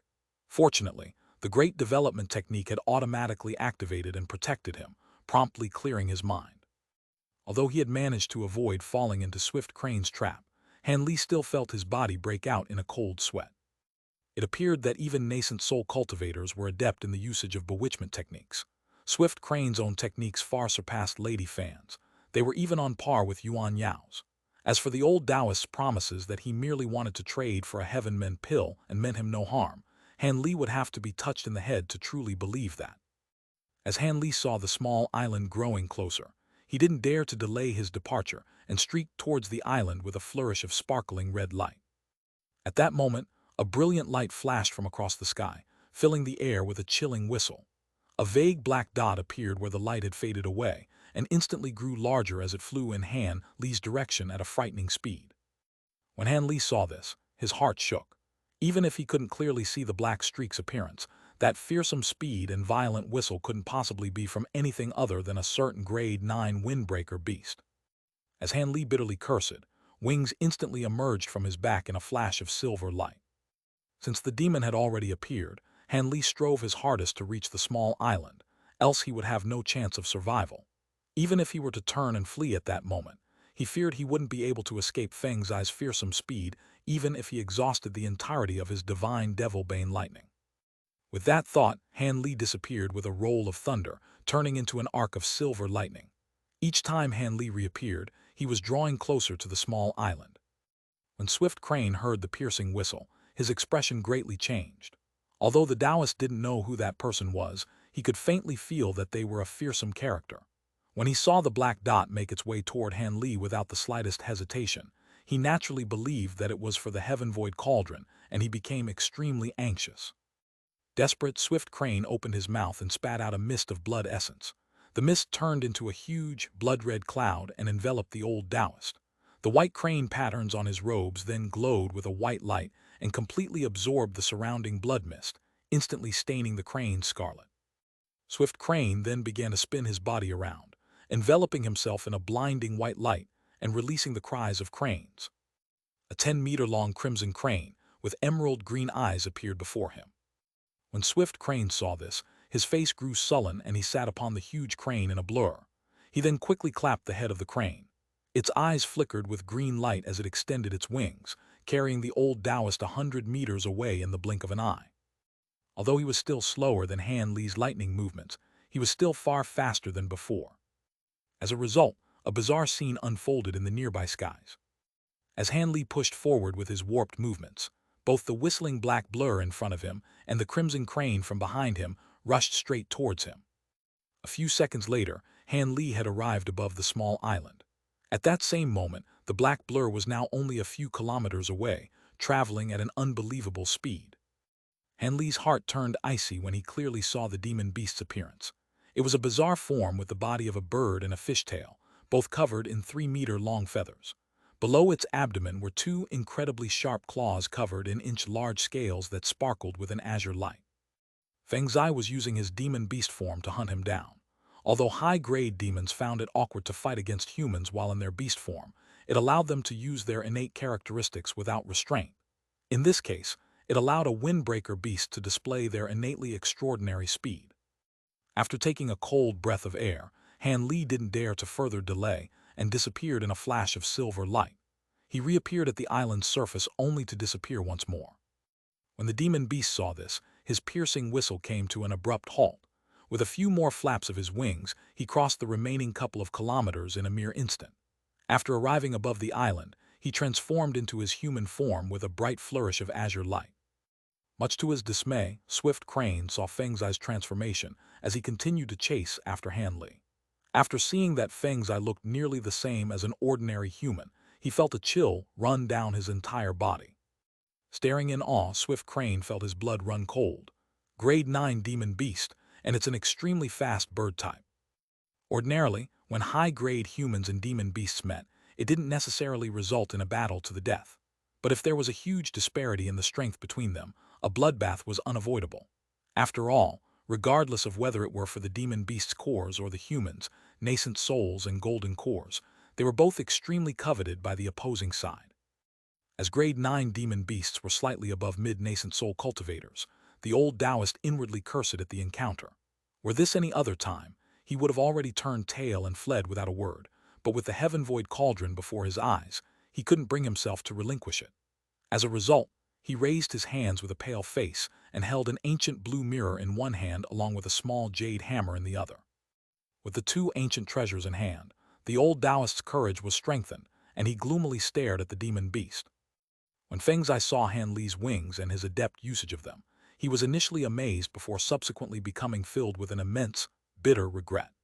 Even if he managed to kill Han Li and refine the thunderstorm wings, he would only be able to draw out 70% of the magic treasure's might at most, since it had already recognized another master, further stoking the flames of hatred towards Han Li.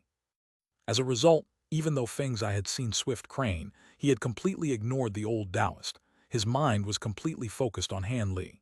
He faced the Taoist and coldly shouted, F\CK off, before blurring in the direction of the island. Taoist Swift Crane was stunned for a moment before gritting his teeth and flying in pursuit. The Heaven-Void Cauldron was the top-ranked secret treasure in the scattered star seas, and even if he had to risk his life, he had to acquire it. At that moment, Han Li quickly changed his face while he was flying through a passage after breaking through the stone gate. After several more flickers of lightning, he appeared before the transportation formation, where several exquisite sound sect cultivators were currently bantering with each other. When they saw Han Li appear, they instantly found their throats choked from the shock. Han Li appeared at the side of the transportation formation before wildly roaring at the disciples. Is the transportation formation finished? One of the disciples recognized Han Li and respectfully replied, Ah, yes, Senior Li, the transportation formation has been finished. However, we've yet to test it. We were.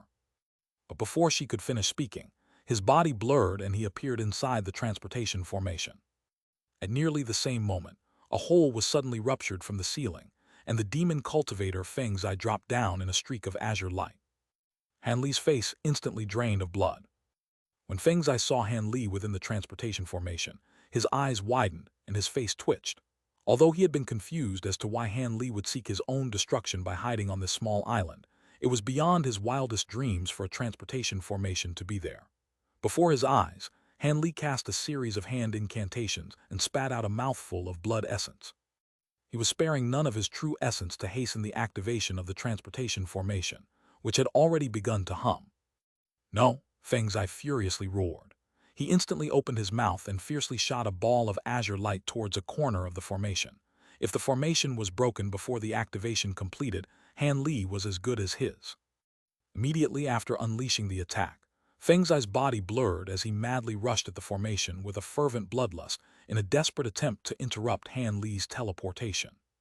However, he was too late. Han Li responded to his attack by shooting over 10 streaks of sword chi to slow down the ball of azure light.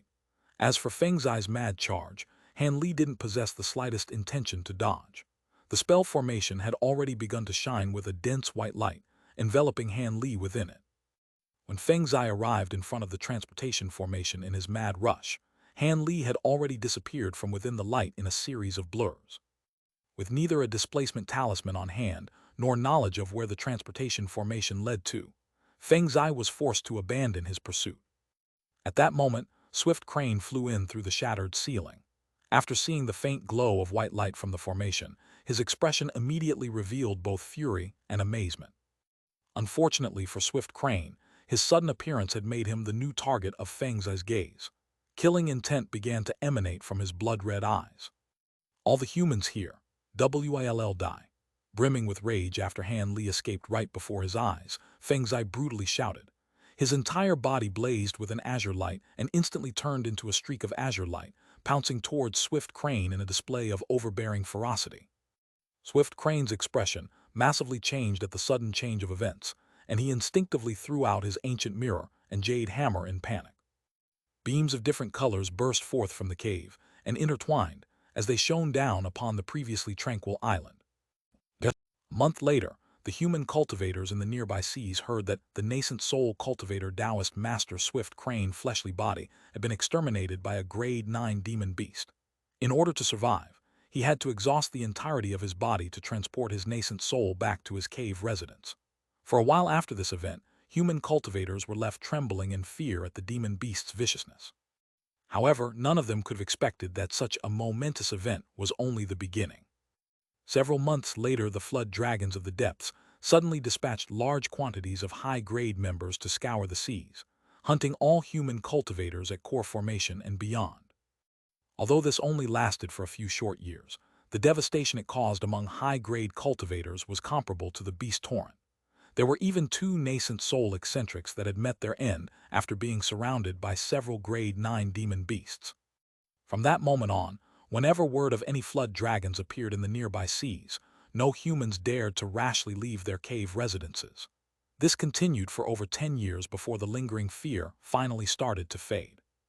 However, the few cultivators that had been fortunate enough to escape from the demon beast's hands were bewildered to discover that all of them were searching for a core formation cultivator surnamed Li.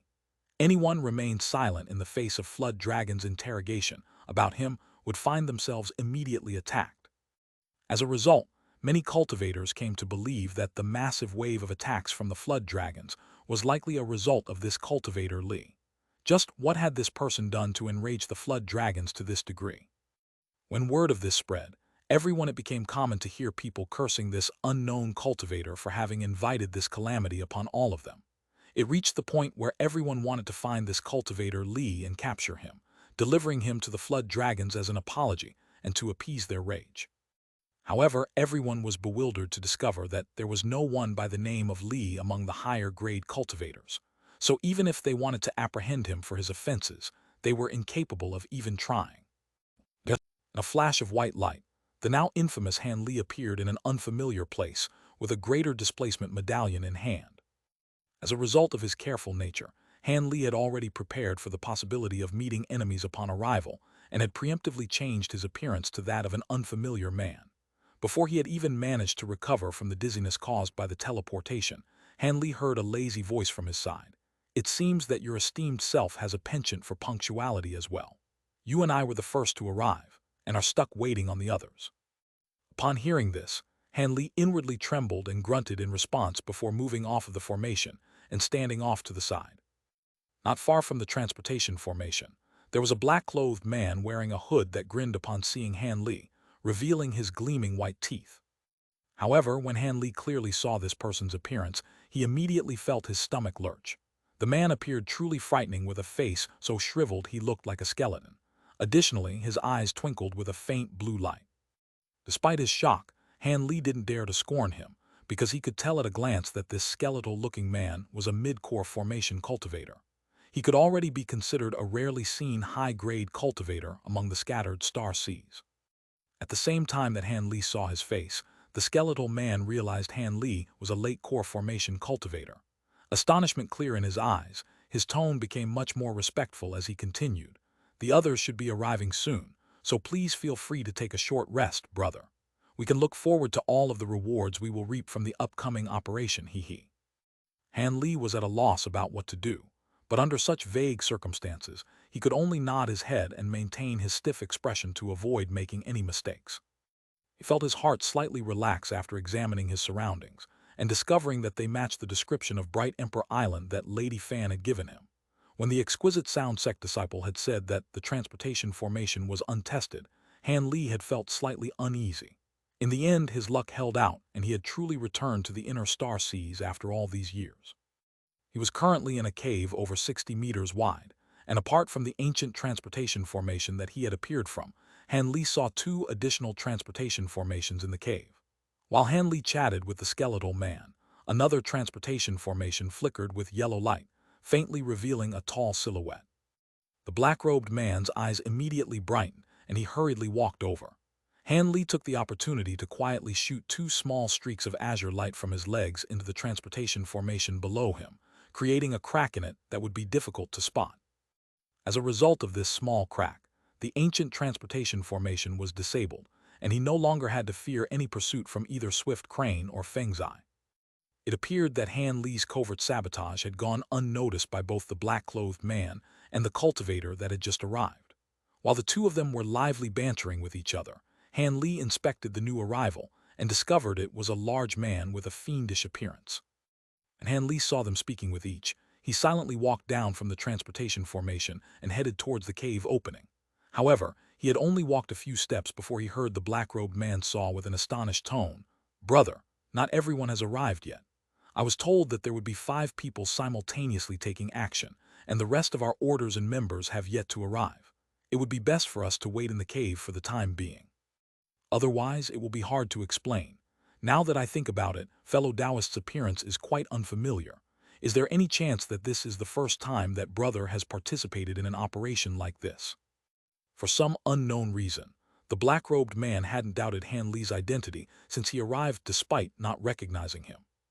Han Li slightly frowned at the question before mumbling with a deliberately impatient voice, "How troublesome. None of this was explained to me." Since fellow Taoist's cultivation is quite high, it is only natural for your guide to be hesitant in telling you what to do. However, brother should exercise some patience. So long as you complete your task, you're free to do as you wish." The black-robed man faintly smiled and seemed to be implying something. When Han Li heard this, he managed to come up with a fairly certain idea about what was going on. After slightly rolling his eyes, he intended to give a vague response. But right then, another transportation formation began to radiate light before bringing forth 2 more people. A strange expression flickered deep within Han Li's eyes upon seeing the new arrivals, one of whom was an old man who had blue flame emblems that emitted a faint spiritual chi and flickered as if they were alive embroidered on his wide robes. Based on his appearance, he seemed to be some notable character, while at his side stood a lean, elegant man. With the appearance of these two, there were now 5 people in the cave, and Han Li was the sole late core formation cultivator. The skeletal man was at mid-core formation, while the large man and the old man were both at early core formation. As for the lean, elegant man, he was only at the late foundation establishment stage. Just like the skeletal man and the fiendish man, the new arrivals didn't ask any questions about Han Li's identity either. When the elegant man saw that there were 5 people present, he directly saluted the 3 people that had arrived earlier and respectfully said, "I am Qiyu. With respect, I've come to deliver your orders and guide you. Here is my proof of identity. Please feel free to confirm it." The elegant man then took out a black command medallion and handed it over to Han Li. As he clearly had the highest cultivation among the 3 that had first arrived, he naturally took the leading position. Han Li wordlessly received the medallion and glanced at it before casually tossing it to the skeletal man. The skeletal man took a cursory glance at it as well and then casually tossed it back to the elegant man. He then said with a lazy tone, "What use is there in showing the command medallion? Since a foundation establishment cultivator such as yourself was allowed to use the teleportation formation, there is little doubt about your role. As for our identities, there is also no use in examining them. We've only arrived here due to receiving orders as enforcers. It is impossible for there to be outsiders. So how about you start telling us our orders?" The skeletal man appeared quite familiar with the process and boldly spoke with an expression of impatience. When the elegant man heard this, he hesitated for a moment before revealing an embarrassed smile. He didn't raise the matter about identifying Han Li or the others and only let out a dry cough before introducing the old man at his side. "This is Senior Ding, an enforcer of the Azure Yang sect. Your assignment is to assist Senior Ding in capturing a criminal of the Azure Yang sect. Senior Ding will continue with the details. This junior's role was merely to introduce him." He then obediently stepped back and deferred to the old man beside him. "Azure Yang sect. Don't tell me that it's Lord 3 Yang's Azure Yang sect." A blue glint appeared in the skeletal man's eyes as he revealed astonishment. When Han Li and the fiendish man to his side heard this, they also revealed surprise. The Azure Yang sect elder surnamed Ding faintly smiled and saluted the 3. It seems there is no need for me to speak of my sect's founder since you already know his name. The martial ancestor has personally requested coalition leader Archsaint 6 Paths for this matter. This is due to the fact that not only is the criminal a core formation cultivator, but she is also in possession of many of the Xianxia sect's most valuable treasures. It has already been many years since she escaped, but we recently acquired word of her whereabouts. Had the martial ancestor personally set out to capture her, it would naturally be quite easy, but unfortunately he has more pressing matters at hand. As such, he was forced to ask you fellow Taoists for assistance. With us four core formation cultivators, we will be able to capture that witch alive with certainty. When he said that last sentence, his expression subconsciously became stern. After hearing him say witch, the fiendish man bewilderedly asked, "Is this criminal a female cultivator?" And Li frowned, having faintly recalled something. "That's right, the witch is called Yuan Yao. Originally, she was a concubine that was prepared for the young sect master. However, it was beyond our expectations that this witch would be so vicious and merciless, and using her outstanding beauty and bewitchment techniques, she conspired with another woman and killed the young sect master in secret. Yuan Yao then took the young sect master's treasures and precious medicine pills and fled, later succeeding in core formation. As that young master was martial ancestor 3 Yang's sole descendant, he naturally has a bone-deep hatred for the woman and views her as a top priority. So long as you three assist me in capturing the woman alive, our sect will be certain to repay you accordingly. We won't leave you undercompensated for your efforts." The old man gritted his teeth as he spoke of the objective. The skeletal man and the fiendish man glanced at each other with a meaningful gaze. As for Han Li, he rubbed his nose in complete silence. So the culprit turned out to be Yuan Yao. This mysterious and beautiful woman's shocking history was far beyond Han Li's imagination. He had been suspicious about how the woman had managed to reach core formation in such a small period of time, and why she had acted in such a secretive manner, but he wouldn't have guessed that she had stolen everything from the corpse of a young sect master and was being pursued by the Azure Yang sect. The many precious medicine pills on the young master seemed to have greatly benefited Yuan Yao. But now it seemed the woman was trapped in a troublesome situation, and vague thoughts of disrupting their plan had sprung into his mind. However, they remained nothing more than thoughts for the moment. While they couldn't be considered to have a particularly close relationship, they could at least be considered acquaintances. At that moment, the skeletal man at his side started to speak. "Since we've already received orders from our superiors, my brother and I would have participated regardless. Do you know where this woman appeared? Since we've gathered here, then she mustn't be too far away." Fellow Taoist is right. The witch lives in seclusion on a desolate island north of Bright Emperor Island. When she went out to purchase a few goods, one of our disciples happened to recognize her and followed her back to the island. Up until that moment, we didn't have the slightest idea about where she could be. This woman is extremely cunning and she possesses treasures with tremendous might, not to mention our sect's precious azure flame blasts. As such, everyone should take proper care. When the old man gave his warning, he spoke towards Han Li especially. Since Han Li was a late core formation cultivator, the old man held him in even higher regard than the others. But against their wildest imaginations, while Han Li was expressionlessly nodding his head, he was inwardly pondering whether or not he should exterminate them. However, when Han Li heard that Yuan Yao was located nearby and that she had many precious treasures on hand, his heart stirred. After a mere moment of thought, Han Li decided that after he saved her, he would take the opportunity to demand heavy rewards from her. With the explanation completed, Qi Yu finished examining the people in the room and respectfully asked them for confirmation that they understood before setting off from the cave. Somewhere else in the inner sees a cultivator with disheveled hair glance down at the transportation formation under his feet with confusion. The transportation had been flickering with light when he had entered, but once he was about to teleport, the formation had lost power for some unfathomable reason. This caused him to gloomily rub the back of his head. He was at a loss of what to do. Leaving behind the people guarding the formations, Han Li and the party arrived on the side of a mountain. In the distance, a village could vaguely be seen. The party of 5 then took to the skies, and under the guidance of the Azure Yang sect elder, they left the island and flew north. The flight was uneventful, and the party flew in silence. With Han Li's detached and withdrawn mannerisms, none dared to tactlessly chat along the way as he possessed the highest cultivation among them. About half a day later, the group of 5 spotted a small island about 10 kilometers wide ahead of them. A cold light flickered within the old man's eyes as he came to a stop, and coolly said, "This is the place. The witch should be hiding inside one of the hills." Han Li and the others soon came to a stop and gazed at the island in the distance. Apart from some sparse vegetation, there were only a few small stone mountains, and the spiritual qi was extremely scarce.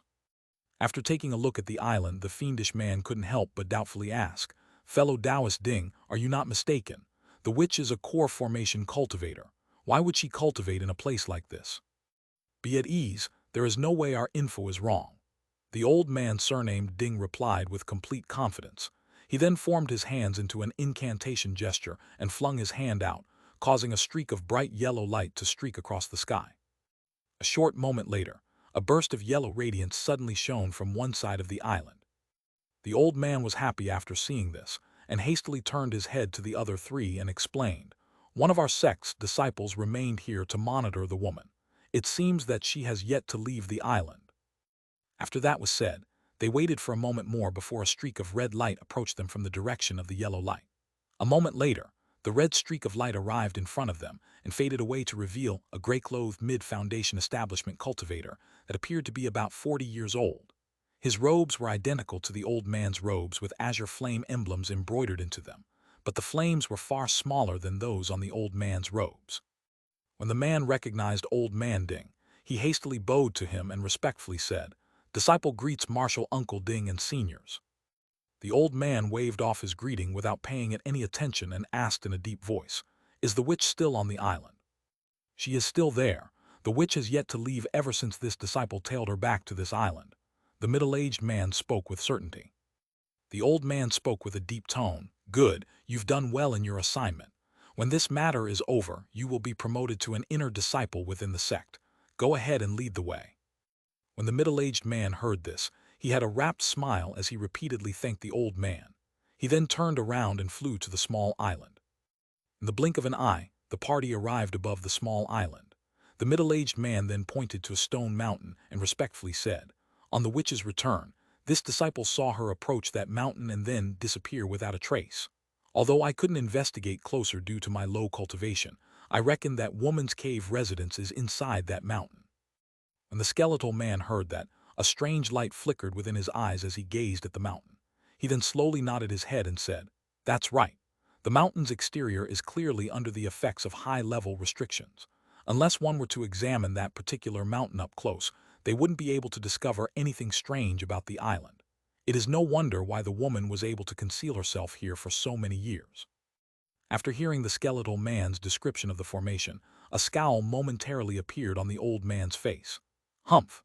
That woman stole all of the young master's technique records during that day, so it isn't strange for her to be able to do this.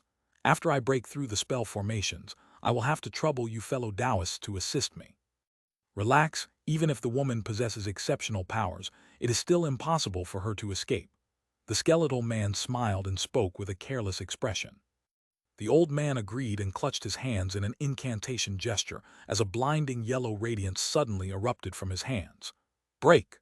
As the old man shouted, the yellow radiance left his hands and struck the mountains down below. The blast produced a rumble that echoed throughout the air. The scene of the mountain began to ripple in a manner similar to a large rock suddenly dropping into a serene pond. With a ripple of white light, the scene underwent a massive change, revealing beautiful, verdant mountain along with massive fluctuations of spiritual qi. "This is..." The skeletal and fiendish man gazed at the scene in astonishment and couldn't help becoming dazed with their mouths gaping open. Old Man Ding swept his gaze past the two and proudly said, "Hee, this is my sect's secret spirit constraining formation. It is one of the only spell formations in the world capable of concealing spiritual qi. That witch's cultivation is insufficient, and she was only capable of concealing a portion of the spiritual qi. If our own martial ancestor were to personally place down this formation, it would be easy for him to prevent it from leaking even a trace of spiritual qi." Han Li was astonished by this as well, and his heart stirred after hearing the old man's explanation. If he could acquire the method for creating the spirit-constraining formation, his cave residences in the future would be far safer. Following the disappearance of the illusion formation, a stone gate was revealed by a pulse of green light at the center of the mountain. It seemed to indicate the location of Yuan Yao's cave residence. "Let's begin our attack." A malicious glint appeared in the old man's eyes. The skeletal man nodded and shot out a strange black edge from his mouth. The weapon was rather odd, appearing to be half saber and half sword. As for the fierce man, he let out a roar and hurled a halberd with an ominous, cold aura towards the mountain. Han Li was shocked to see such a massive weapon being used as a magic treasure. Such a weapon was a rare sight indeed amongst cultivators. The old man had personally spat a white flying sword out of his mouth with a shout, but when he saw that Han Li had yet to take action, he couldn't help but be puzzled and ask, "Fellow Taoist, why haven't you?" Han Li faintly smiled and was about to casually make up an excuse when the mountain door suddenly opened, and a green light burst out from within. When the old man saw this, he wasn't able to say anything further. All the other cultivators' attention had been captured by the sudden change. The green light revolved in front of the gate once before fading away to reveal a black-robed woman who possessed striking beauty and skin as fair as snow. The woman smiled with luminous, moist eyes, and her every movement seemed to contain a trace of charm. This was obviously Yuan Yao, who had parted ways with Han Li after leaving Heaven Void Hall. He hadn't seen the woman for many years, but not only did her appearance remain the same, her charm seemed to possess an even deeper degree of allure. When the woman swept her gaze across the people there, her expression immediately changed upon seeing the Azure Yang Sect's elder. A layer of frost suddenly seemed to cover her face. Knowing that her charm techniques would be of no use to the cultivators before her, Yuan Yao's expression quickly grew unsightly. She turned her gaze away from the old man, as if in contempt, and icily said, "Why have you fellow Taoists arrived at this little woman's residence?" When old man Ding saw this, he grew furious in his heart, but as he was a gloomy and shrewd sort, none of it was revealed on his face. Instead, he sinisterly smiled and said, "Which, there is no point in feigning ignorance. You killed my sect's young master and took his treasures. Do you still believe you can escape?" Yuan Yao didn't bother to respond to the old man, choosing to examine the other cultivators instead. As a result, she felt her heart sink. The old man and the fiendish man were only early core formation cultivators such as herself. However, the skeletal black-robed man and the azure-robed man with the unremarkable appearance would be quite difficult to deal with. Their cultivations were at mid and late core formation, respectively. Despite the astonishing power of the several magic treasures in her possession and the few secret techniques that she had cultivated over the years, if those four were to join hands, the results would be far from good. The skeletal man and the fiendish man were clearly shocked when they saw Yuan Yao's beauty and gave each other a mutual glance of regret. If the woman hadn't offended the Azure Yang Sect's venerable devil 3 Yang, she would have definitely been an ideal Dao companion. It was truly a pity. As she confronted the dire circumstances before her, her expression remained steady as she bitterly laughed and waved her empty hand. A white light started to revolve around her hand, and when she stroked it, it started to brightly shine and release a large expanse of green and yellow mist. In a mere second, the mist covered the entire mountain. When the old man saw this, he shouted, and the flying sword in front of him hastily chopped towards Yuan Yao. However, Yuan Yao merely laughed and silently disappeared into the mist with a blur. The old man frowned when he saw this. Then, with an expression of disdain, he clutched his hands in an incantation gesture and pointed at his flying sword. "Humph! You dare to display a trifling illusion formation in front of me." The flying sword released a clear ring before wildly twirling through the skies. In an instant, it turned into a 10-meter-long disk of whirling light that ruthlessly swept past the mountain and cleanly scattered the fog. A second later, the stone gate could be seen once more. When the fiendish man saw this, he pointed to his own magic treasure without the slightest hesitation and caused the halberd to swell in size several times before fiercely chopping at the stone gate. Flashes of yellow and green light erupted each time the halberd struck the gate. To Han Li's side, the skeletal man was about to send his own strange blade to attack when he suddenly shouted in shock, "Not good!" The witch ran from the back of the mountain. "Quickly, chase after her." He then turned into a streak of black light and quickly flew around the mountain. When Han Li heard this, a strange expression flickered within his eyes, but he stood in place without moving. It appeared the fiendish man was extremely confident in the skeletal man's words. He immediately stopped attacking the gate after hearing his words and set off after him. When the old man saw this, he wore a doubtful expression and hesitantly asked Han Li, "Fellow Taoist, did he speak truly?" This old man didn't sense anything. When Han Li heard him, his face remained unchanged, but an odd expression flickered within his eyes as he calmly said, "That fellow Taoist spoke truthfully. She did flee from an exit on the other side of the mountain. Those two fellow Taoists have already barred her way and are in the middle of a battle with her."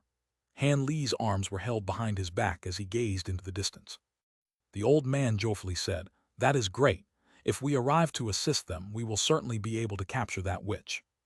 Han Li turned towards the old man and gazed at him with a peculiar expression as he leisurely said, "Yes, if we were to head out, that woman would be easily captured. But before that, there is something I'd like to borrow from you." Old man Ding appeared perplexed and paused for a moment before asking, "Borrow? What does fellow Taoist wish to borrow from me?" "Nothing important, just your head." Han Li rubbed his nose with a smirk. Then before the old man could respond, he spat a streak of bright azure light from his mouth. It circled once around the old man before his head tumbled off of his body. Soon after, Han Li shot out a streak of azure light from his hand, wrapping up the head and dragging it into his hand. He then narrowed his eyes and enveloped the azure light around the head. Because he had acted so quickly, the head still wore an expression of a strange bewilderment and had yet to even smell of blood. Han Li sighed and muttered, "Don't blame me. Blame the terrible luck you had for seeing me arrive through the transportation formation." When Qi Yu and the Azure Yang sect sentry saw this, they were immediately terrified and tried to hastily flee on their magic tools. Unfortunately for them, a casual wave of Han Li's arm released two streaks of sword light that immediately penetrated their chests. He then raised his head and turned to the direction of the mountain while wearing a strange expression. Han Li clicked his tongue and said with an impressed tone, "I didn't expect for Yuan Yao's cultivation to have reached such a higher level." He then flew off in a streak of azure light. In the sky behind the Green Mountain, the skeletal man and the fiendish man were in a contest using their magic treasures against a strange red hammer as they continuously cast magic techniques in Yuan Yao's direction. At that moment, Yuan Yao was completely enveloped in a cloud of black smoke and shot over 100 streaks of green devil fire, intercepting their magic techniques with rings of explosions. But as she fought, she continuously retreated and attempted to think of a plan to flee. As her opponents were rich with battle experience, their perfectly coordinated strikes forced Yuan Yao to focus the entirety of her attention on defending against their attacks. When the fiendish man and the skeletal man saw Han Li flying over, they were overjoyed. When Han Li arrived near the battle and his light faded away, the fiendish man appeared discontent and hastily called out to Han Li, "Fellow Taoist, quickly help. If we attack together, the woman will be captured without fail." "Wait, where is fellow Taoist Ding? This was a matter of his own sect, how could he possibly delay?" "You don't need to wait for him. Fellow Taoist Ding is right here." Han Li then expressionlessly reached behind him and tossed the old man's head to the fiendish man. After hearing Han Li's tone suddenly turn harsh, the fiendish man felt that something was amiss. When he saw Han Li had tossed over a severed head, he felt his heart drop, but he unconsciously blurred forward to catch it. In the same instant he moved forward, he clearly saw the severed head's face. He felt his heart quake upon realizing that the pale severed head belonged to Old Man Ding. The skeletal man was similarly aghast when he saw that it was the head of Old Man Ding. With great coordination, the two quickly drew close to one another the instant they discovered the situation had gone awry. They then commanded their magic treasures to return to them before staring at Han Li with vigilant expressions. Although Han Li was a late core formation cultivator, if the two of them joined hands, they could possibly rival him. As a result, they didn't appear to possess the slightest fear. Not far away, Yuan Yao was watching all of this unfold in utter confusion. Despite not using the opportunity to escape, she still maintained the devilish technique that surrounded her body and had her strange red hammer revolve around her out of caution as she silently observed the strange actions of Han Li and the others. Han Li shot a deep glance at Yuan Yao before turning his gaze back to the skeletal man and the fiendish man. Without offering any further explanation, he waved both his arms with a faint smile, and over 20 small azure swords flew out from his sleeves like two schools of fish. Then, in a sudden burst of light, the flying swords shot directly at the pair of cultivators.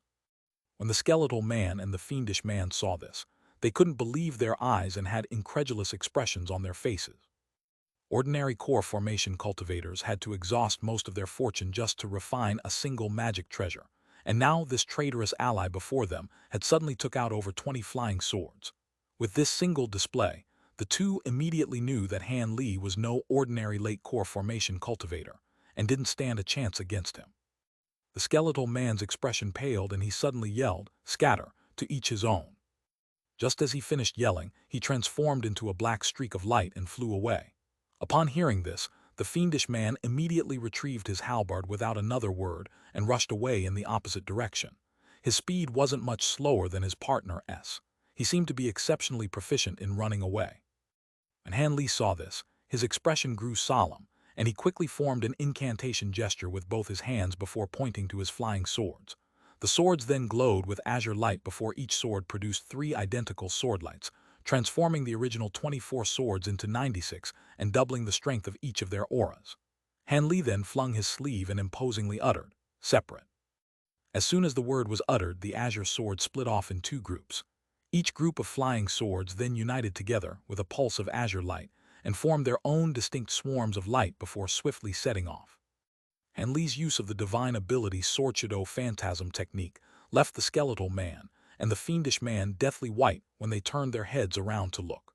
They then began to circulate the entirety of the magic powers in their bodies while fearing for their lives. Han Li stood still and merely glanced at the two with a trace of pity. The swarms of sword lights traveled at a speed that ordinary cultivators couldn't hope to match. Unless they had heaven-defying treasures similar to Han Li's blood-red cloak or thunderstorm wings, the two of them didn't have the slightest chance of survival. After only a short moment, the swarms of swordlight had traveled several kilometers away and chased down the skeletal man and the fiendish man. They could only helplessly turn around and summon their magic treasures in an attempt to block the sword swarms. But under the overbearing assault of their superior numbers, the swords tore their bodies apart in quick succession, each death accompanied by a miserable scream. Han Li then calmly released the Sword Shadow Phantasm technique, and had the swords fly back with the now ownerless storage pouches. With the swords flying back into his robes like birds returning to their nest, Han Li turned to look at the black mist in the distance with a mysterious smile. His surprise, before he even spoke, Yuan Yao giggled and said, "So it's fellow Taoist Han. I didn't expect that in the tens of years we were apart brother Han's abilities would reach this stage. This little woman truly holds you in great esteem." Soon after she said this, the black mist slowly dispersed to reveal the stunningly beautiful woman. She then silently gazed at Han Li with luminous eyes and a wide smile. "I didn't expect for fellow Taoist Yuan to recognize me. You gave me quite the fright." Han Li chuckled, and then dissolved his appearance exchange arts without hesitation, restoring his original appearance in a flash of white light. "I myself find it quite difficult to believe that apart from Brother Han, there could be another person in the scattered star seas that also possesses such a vast number of flying sword magic treasures." Although she had said those earlier words with a smile, she still let out a breath of relief after seeing Han Li reveal his true appearance. Then, after a moment of hesitation, she refrained from asking why Han Li had appeared here. Instead, she approached Han Li and gracefully saluted him, expressing her sincere gratitude. "It is thanks to Brother Han's timely rescue that this little woman was able to escape calamity." She truly understood that if Han Li had meant her harm, she wouldn't have even been given the opportunity to flee given his current cultivation. As such, it would be far better if she could forge a friendly relationship with him. Han Li naturally knew why Yuan Yao had showed him respect with such a strong smile. As such, he chuckled and waved his arm before saying, "I merely happened to encounter this hunting party by chance, and saving you only required very slight effort. Since we last saw each other, it seems fellow Taoist Yuan has made quite a bit of progress with her techniques." Yuan Yao tilted her head and glanced at Han Li before speaking with feigned anger. "Is Brother Han making fun of this little woman? Brother Han has already reached late core formation stage, while I am still lingering at early core formation stage. What progress is there to speak of?" Fellow Taoist Yuan is far too modest. Although I've managed to reach this stage with the assistance of many chance encounters, there are still several matters that I must consult with you about." Yuan Yao was momentarily stunned before concealing a giggle with her hand. Ask as you please, but if Brother Han doesn't find my humble home distasteful, wouldn't it be better to have our chat there?" The woman treated Han Li with obvious intimacy, perhaps due to him having just saved her life. Without putting on any airs, Han Li saluted her and agreed. "Then I will have to trouble you to lead the way." Yuan Yao's complexion flushed, and she descended onto the island with a smile on her face as Han Li followed her into her cave residence. Yuan Yao's cave residence couldn't be considered very large, but it was tastefully arranged in an elegant and clean manner. Additionally, the residence's passageways were lined with rare and colorful plants, filling the ordinarily dull cave residence with color and a pleasant fragrance. When Han Li saw this, he couldn't help but warmly smile as Yuan Yao led Han Li into a stone hall over 30 meters wide. After Han Li took a seat at the table, she steeped a pot of fragrant tea and happily sat across from Han Li. Brother Han is quite famous within the scattered star seas. You've acquired quite the reputation. Nearly everyone has heard of how the top-ranked secret treasure in the scattered star seas fell into the hands of a core formation cultivator surnamed Han. Judging by how fellow Taoists entered late core formation in so few years, could it be that you have consumed the legendary Heaven Men pill? Is the medicine truly as miraculous as the legends say? As soon as Yuan Yao sat down, she revealed an unconcealed longing towards both the Heaven Men pill and the Heaven Void cauldron. Han Li paused for a moment before silently smiling. The woman was quite clever. She clearly had taken the opportunity to raise the matter of the Heaven Void cauldron and the Heaven Men pill without showing any hostile intentions. Han Li couldn't help but feel favorable towards her. Han Li sighed and shook his head. Since fellow Taoist Yuan mentioned it, I won't try to fool you. The Heaven Void cauldron really is in my possession. However, due to my shallow cultivation, I've been unable to open the cauldron ever since I acquired it. Whatever treasures it contains are completely inaccessible to me for the time being. By the time my cultivation progresses and I have the ability to open it, the Heaven Men pill will no longer be of any use to me. Since his cultivation far exceeded her own, he didn't feel the need to lie and calmly revealed the truth of the matter. You've yet to open the Heaven Void cauldron. When Yuan Yao heard this, she paused for a moment before revealing an expression of slight disbelief. And Li frowned and was disinclined to offer the woman any further explanation. Instead, he coughed several times and decided to clearly strike at the heart of the matter at hand. He stared at Yuan Yao and slowly said, "Would fellow Taoist Yuan happen to have any more myriad spirit milk on her? You should know that with the Heaven Void cauldron in my possession, trouble has a way of constantly finding me. This, along with many other unexpected matters, has caused me to consume nearly all the myriad-year spirit milk that you gave me. If you have any of it remaining, I am willing to pay a high price for it. You definitely won't suffer a loss." Han Li would have lost his life several times over during his time in the outer star seas, were it not for the myriad-year spirit milk. After realizing just how important this item was, Han Li was naturally unwilling to let go an opportunity to acquire the other half of the spirit milk originally in the bottle. With this, he would have yet another life-saving item the next time danger came to seek him out. When Yuan Yao heard Han Li, she paused for a moment before unconsciously frowning. A moment later, she took out a jade bottle from her waist and placed it at the center of the table and pushed it towards Han Li without any hesitation. The woman serenely gazed at Han Li and said, "I haven't used even a drop of the myriad-year spirit milk. Brother Han can have it as a gift, so there is no need to give me any spirit stones or items for it." First introduced in Chapter 217. It is a technique that allows swords to produce an illusory copy of themselves. At his current strength, each of the sword illusions are able to retain 1/3 of the power of the original weapon. "You're giving the myriad-year spirit milk to me as a gift." Han Li was astonished upon hearing her. That's right. Although the myriad-year spirit milk could be considered extremely precious, it cannot be compared with Brother Han's life-saving rescue. Could it be that Brother Han believes that I am the sort of woman who doesn't know how to repay kindness? Yuan Yao bit her lip as she started to twirl a fine strand of hair around her finger. Han Li was hesitant as he said, "No, it's just."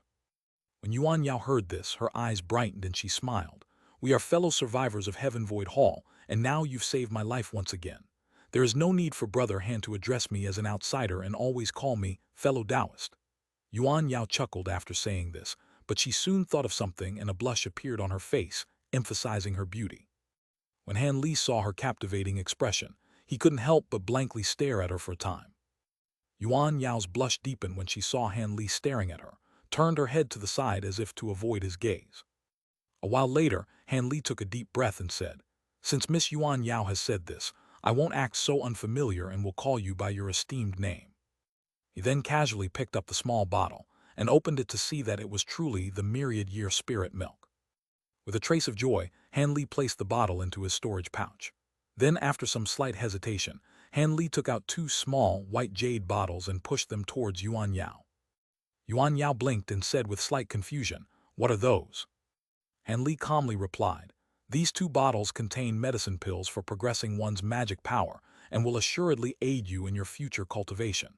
Consider them as an exchange of gifts." Yuan Yao paused for a moment and then pursed her lips in a smile as she looked at the 2 white jade bottles. "I've already said that the spirit milk was a present to you, but Brother Han still took out 2 bottles of medicine pills to give me. You're making me quite embarrassed."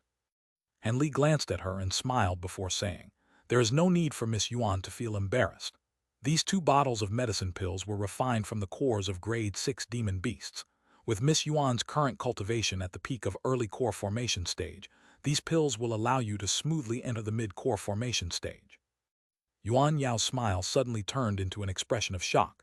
Medicine pills refined from grade 6 demon cores. She immediately grabbed a bottle and opened the lid. Pure spiritual qi was released from the bottle, much to Yuan Yao's delighted surprise. Yuan Yao's hand tightly held onto the bottle and said in an embarrassed manner, "I could refuse anything else, but due to desperation, I'm afraid that this little woman will have to shamefully accept these 2 bottles of medicine pills." The 2 bottles of medicine pills would save Yuan Yao over 10 years of bitter cultivation, so although she felt slightly embarrassed, she was still very much delighted. "Please don't hesitate to take them. I still have other things to request of you." Han Li felt relief after seeing Yuan Yao take the medicine pills. Otherwise, he would have found it difficult to put forward his next request. After carefully putting away the 2 bottles, Yuan Yao felt even more relaxed towards Han Li, and her expression only grew more lovely. With Brother Han's current powers, what could Brother Han possibly require from this little woman? Let me know and I will certainly help if I can. Han Li slowly said, "Just now I was amazed when I saw the Azure Yang Sect's secret spirit constraining formation. It was able to restrain the spiritual qi surrounding your cave residence. Would Miss Yuan be able to give me a copy of the method to create this formation spell? I would be extremely grateful." The spirit constraining formation, not a problem. Perhaps wishing to repay Han Li for the medicine pills, Yuan Yao instantly agreed without the slightest consideration. She immediately took out a jet-black jade slip and handed it to Han Li. Yuan Yao sweetly smiled in a breathtaking display of her dainty charms. This jade slip contains the formation spell records of the Azure Yang Sect. In addition to the spirit constraining formation, there are several other powerful spell formations as well. Han Li was elated to accept the jade slip and uttered several words of thanks before immersing his spiritual sense in it. Just as Yuan Yao had said, there were several spell formations that he had never heard of in addition to the spirit constraining formation. After quickly looking through the contents, Han Li withdrew his spiritual sense from the jade slip with a satisfied expression. When he thought to say something to Yuan Yao, he was surprised to see that she appeared hesitant about whether or not she should speak. With a trace of doubt on his face, Han Li asked, "Is there something you want to ask me, Miss Yuan?" Yuan Yao hesitated before revealing an expression of determination and calmly asked, "Since Brother Han already knows about the Azure Yang Sect, then you should also know a bit about my past, yes?" A bewildered expression appeared on Han Li's face at the suddenly change of topic. Not knowing why she has raised the issue, he indifferently nodded and sullenly said, "That's right. When I infiltrated their group, I heard the Azure Yang Sect elder say that you had nearly become the young sect master's concubine. Afterwards, you killed the young master in secret and fled with his treasures. Is that true?" When she heard Han Li's brief summary, a bitter smile appeared on Yuan Yao's beautiful face. With a mocking tone, she said, "He wasn't wrong.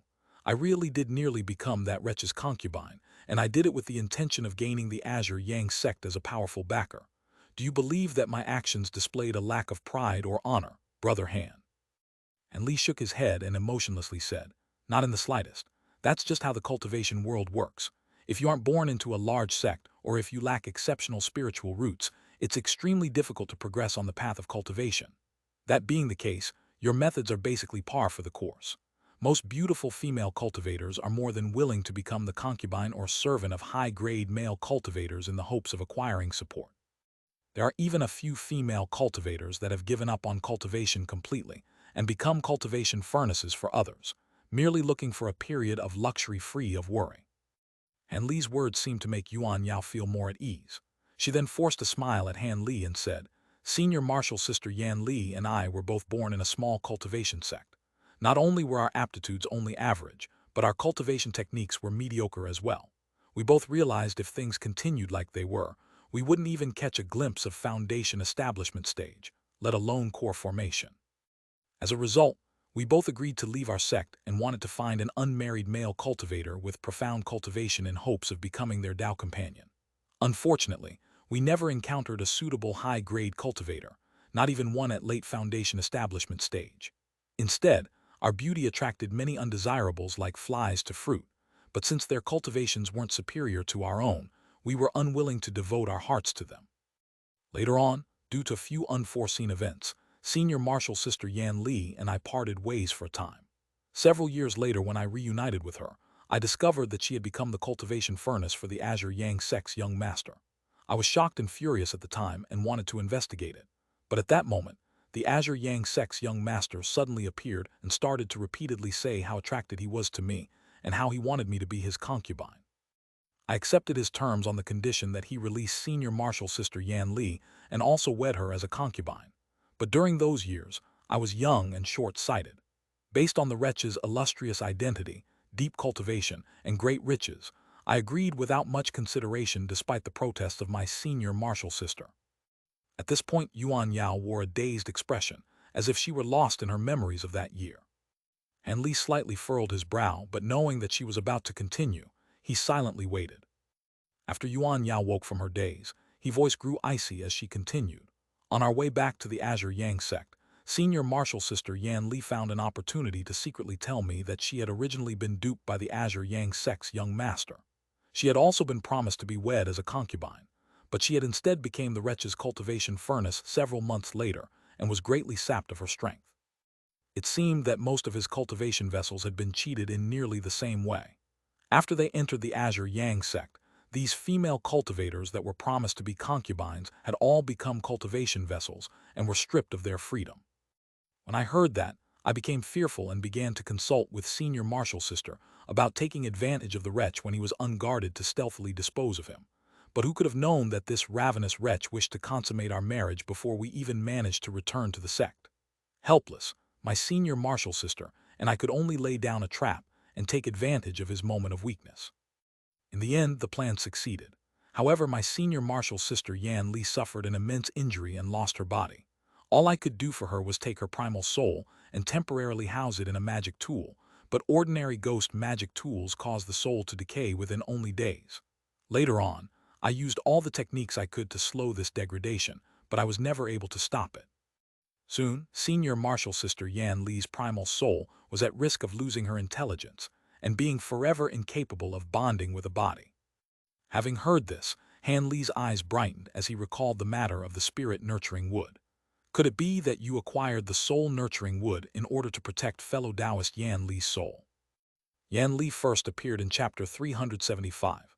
She was the dainty woman who accompanied Yuan Yao. When Yuan Yao answered Han Li's question, her face revealed a hopeful expression. That's right. I had acquired a jade slip from the Azure Yang Sect's young master that described the soul-nurturing wood contained inside Heaven Void Hall. As such, I prepared myself to go to the Heaven Void Hall with intention of acquiring the divine wood. However, I didn't expect that it would be far more dangerous than the legends made it out to be. Were it not for your assistance on several occasions, I fear I wouldn't have made it out of Heaven Void Hall as I had only recently entered core formation at the time. Senior Marshal Sister Yan Li's primal soul mostly recovered her strength at this point, after being nourished by the soul-nurturing wood for so many years. Although she can't possess a body of her own accord, she can still possess a different fleshly body with the Soul Rise technique. Han Li's expression slightly changed when he heard this. Soul Rise technique. Is that a type of technique which draws the soul into a fresh corpse and brings it back to life? That's right. Han Li stared at the woman and imposingly said, Fellow Taoist Yuan, do you know what you're trying to do? Not to mention the danger when using this technique, but the cost of using such a technique is more than an ordinary cultivator can bear. Not only does one's cultivation need to be at least at core formation to use this technique, but due to its heaven-defying nature, it will also subject your cultivation to unbearable strain. As an early core formation cultivator, it's very likely that you will shatter your core upon using the technique and drop down back to foundation establishment stage. When Yuan Yao heard Han Li's warning, she grew silent for a moment before playing it down by saying, Of course I know all of that. When possessing a living person's body, so long as one didn't violate the 3 inviolable laws, it's a relatively safe matter. Since the Soul Rise technique is fundamentally different from possession and causes a fresh corpse to revive, it naturally possesses a high cost. A trace of spirited light appeared within Han Li's eyes, and he solemnly warned, With the aid of the soul-nurturing wood, why can't your Senior Marshal Sister take the initiative to possess a body? Can't you just wait until after reaching the mid-core formation stage before using the Soul Rise technique on your Senior Marshal Sister? If you try to form another core after having it shattered, it's so incredibly difficult that it could be considered nearly impossible. Yuan Yao calmly replied, Senior Martial Sister suffered far too heavy an injury and has existed as a soul for far too long. Her consciousness has already started to dim, and it isn't something that the soul-nurturing wood is capable of blocking. She only has 1 or 2 years at most before she thoroughly loses her sense of self. If I were to wait until then to use the soul rise technique, she would only be a mindless husk. And just as it so happens, I recently came across a very suitable fresh corpse and have already spent a lot of effort into laying down the spell formation for the soul rise technique. Had no one disturbed me, I would have begun the ritual in the coming month. Although a slight trace of sorrow could be seen on her face, she appeared determined. Having heard this, a strange emotion flickered within Han Li's eyes. A short moment later, he let out a breath and asked, Did Miss Yuan say this with the intention of asking me for help? Yuan Yao wore a resolute expression with wide eyes. Brother Hen just saved me a moment ago, so it would be improper for me to ask you for assistance. However, the soul rise technique requires a place of profound yin, and will produce effects that spell formations cannot conceal that will attract the attention of other cultivators. Because I was branded a criminal by the Xianxia sect, I have been unable to acquaint myself with any other high-grade cultivators apart from you. I can only hope that you'll stay for the next few days and offer this little woman some protection as she employs the ritual. As this matter relates to the life or death of my senior martial sister Yan Li, I will agree to any conditions I am able to so long as you agree. And Li grew silent for a moment with a pensive expression. According to how he would ordinarily act, he wouldn't even consider staying behind. He had his own share of troubles and couldn't afford to take on anyone else's. However, Yuan Yao wouldn't hesitate to shatter her own core if it meant she could save her good friend. This touching act had stirred up emotions that Han Li had kept locked away deep within his heart. After a moment of deliberation, he came to the conclusion that so long as he didn't encounter any mid-nascent soul stage cultivators, he wouldn't be in any danger at his current cultivation. If any ordinary cultivators were to spy on what was happening, he would be able to easily exterminate them. If all he had to do was protect the woman for a few days, then it wouldn't take much effort on his part. With that thought, Han Li came to decision and rubbed his nose. He wryly smiled and said, It seems I don't have a heart of stone after all, because for some reason I just can't refuse you. Since you're even willing to shatter your own core, I will assist you in raising Miss Yan Li's soul, and will act as your protector just this once.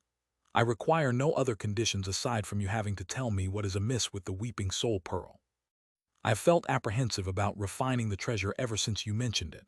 Also, the place of profound yin isn't beyond this island, yes. This place has already been exposed, so it would be a very good idea to conduct the ritual elsewhere.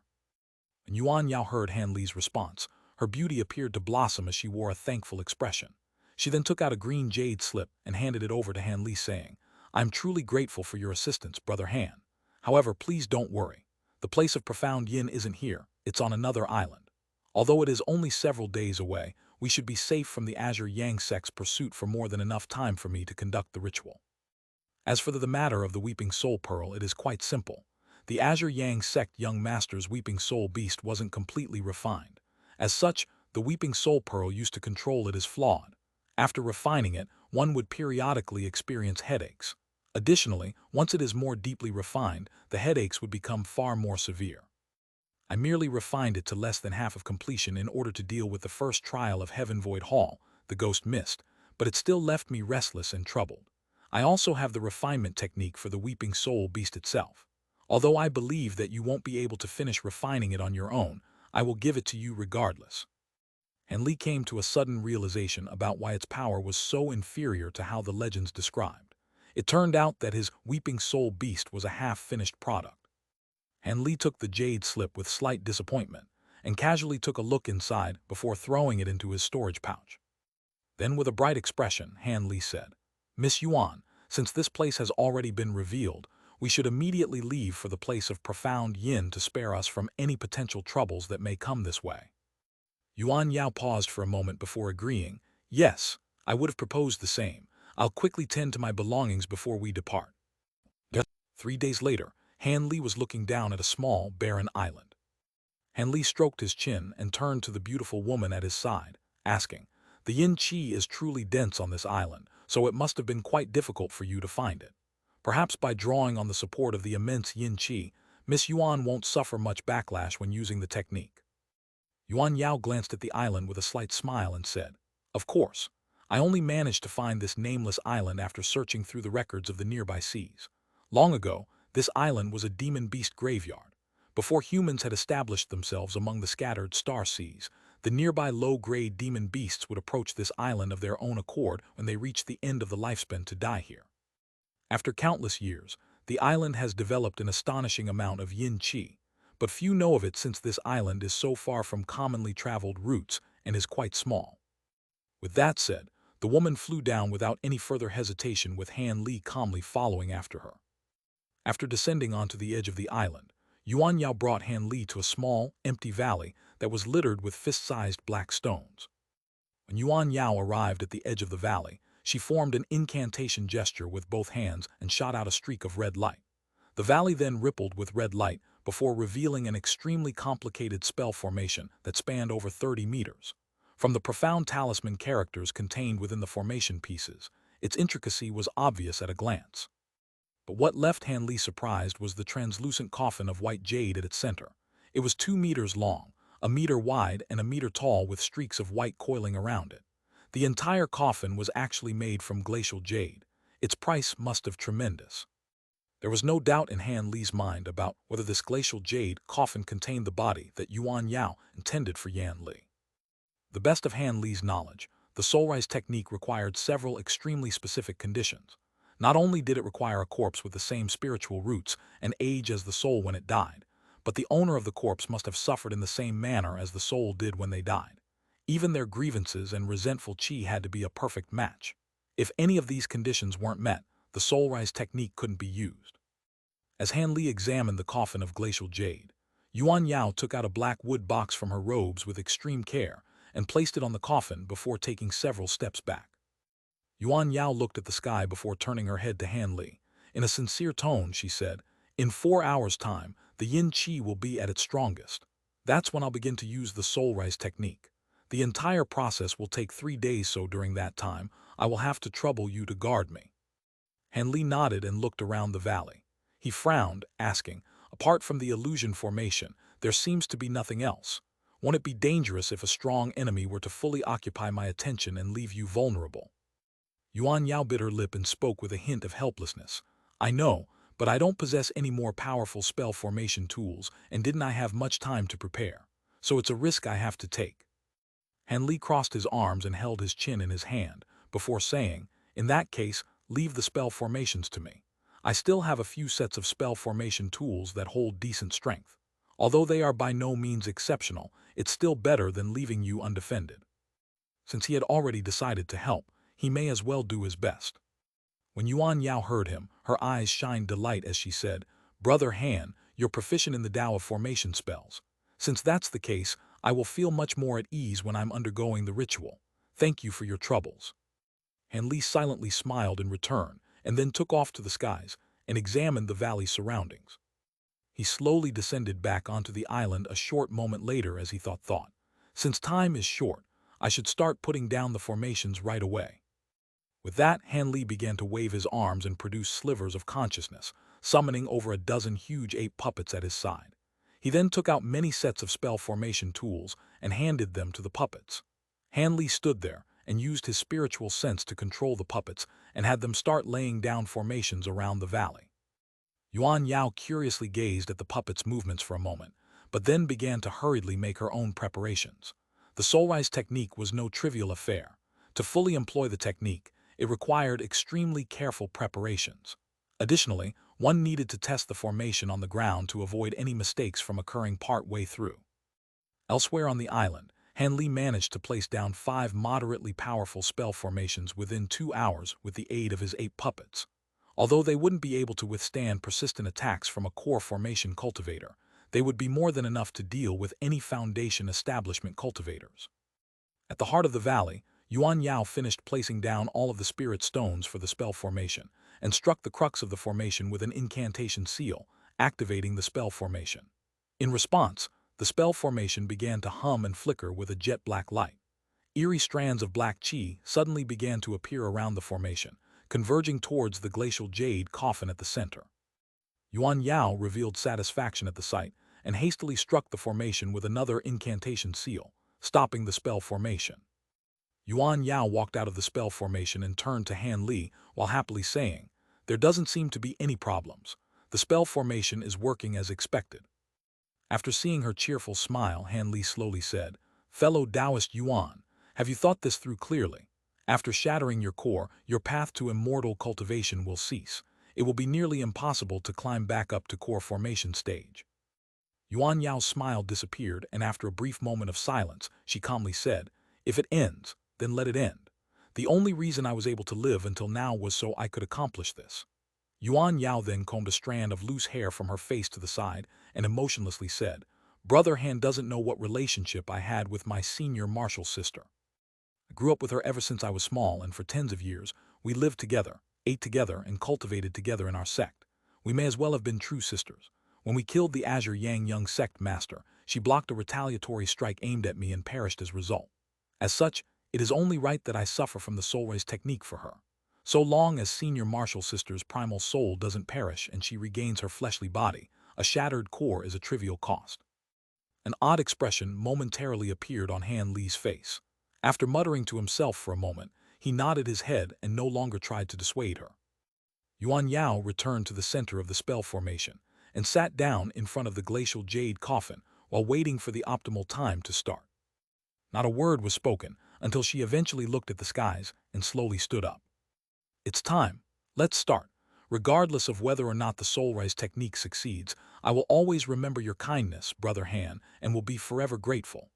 Yuan Yao gracefully saluted Han Li before activating the formation beneath her without any reservations. Han Li sighed and slowly walked out of the valley. A moment later, the surrounding yin qi began to flow towards the formation. Even with his current cultivation, he didn't wish to be near such a vast quantity of yin qi. Han Li stopped once he left the valley and turned around. Yin winds began to gather around the spell formation, and a faint layer of black light had begun to cover the area as ghostly wails filled the air.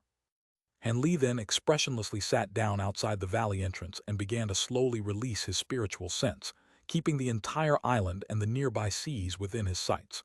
As he remained motionless, he frowned and revealed a bitter smile.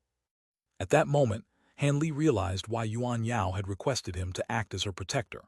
Her previous description of the soul rise technique's external impact during the ritual was a vast understatement. Han Li came back to his senses with something of a headache. The yin winds had already obstructed most of the valley from view, while sand and stones filled the air as they blew all over. Ghostly sobs reverberated throughout the valley. The heart of the formation was shining with blinding black light, and was surrounded with yin qi so dense that the very sight of it inspired fear.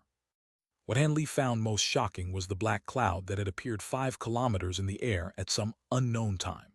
It roiled with yin qi and released startling claps of thunder as it started to take the form of a cone pointed downward at the valley.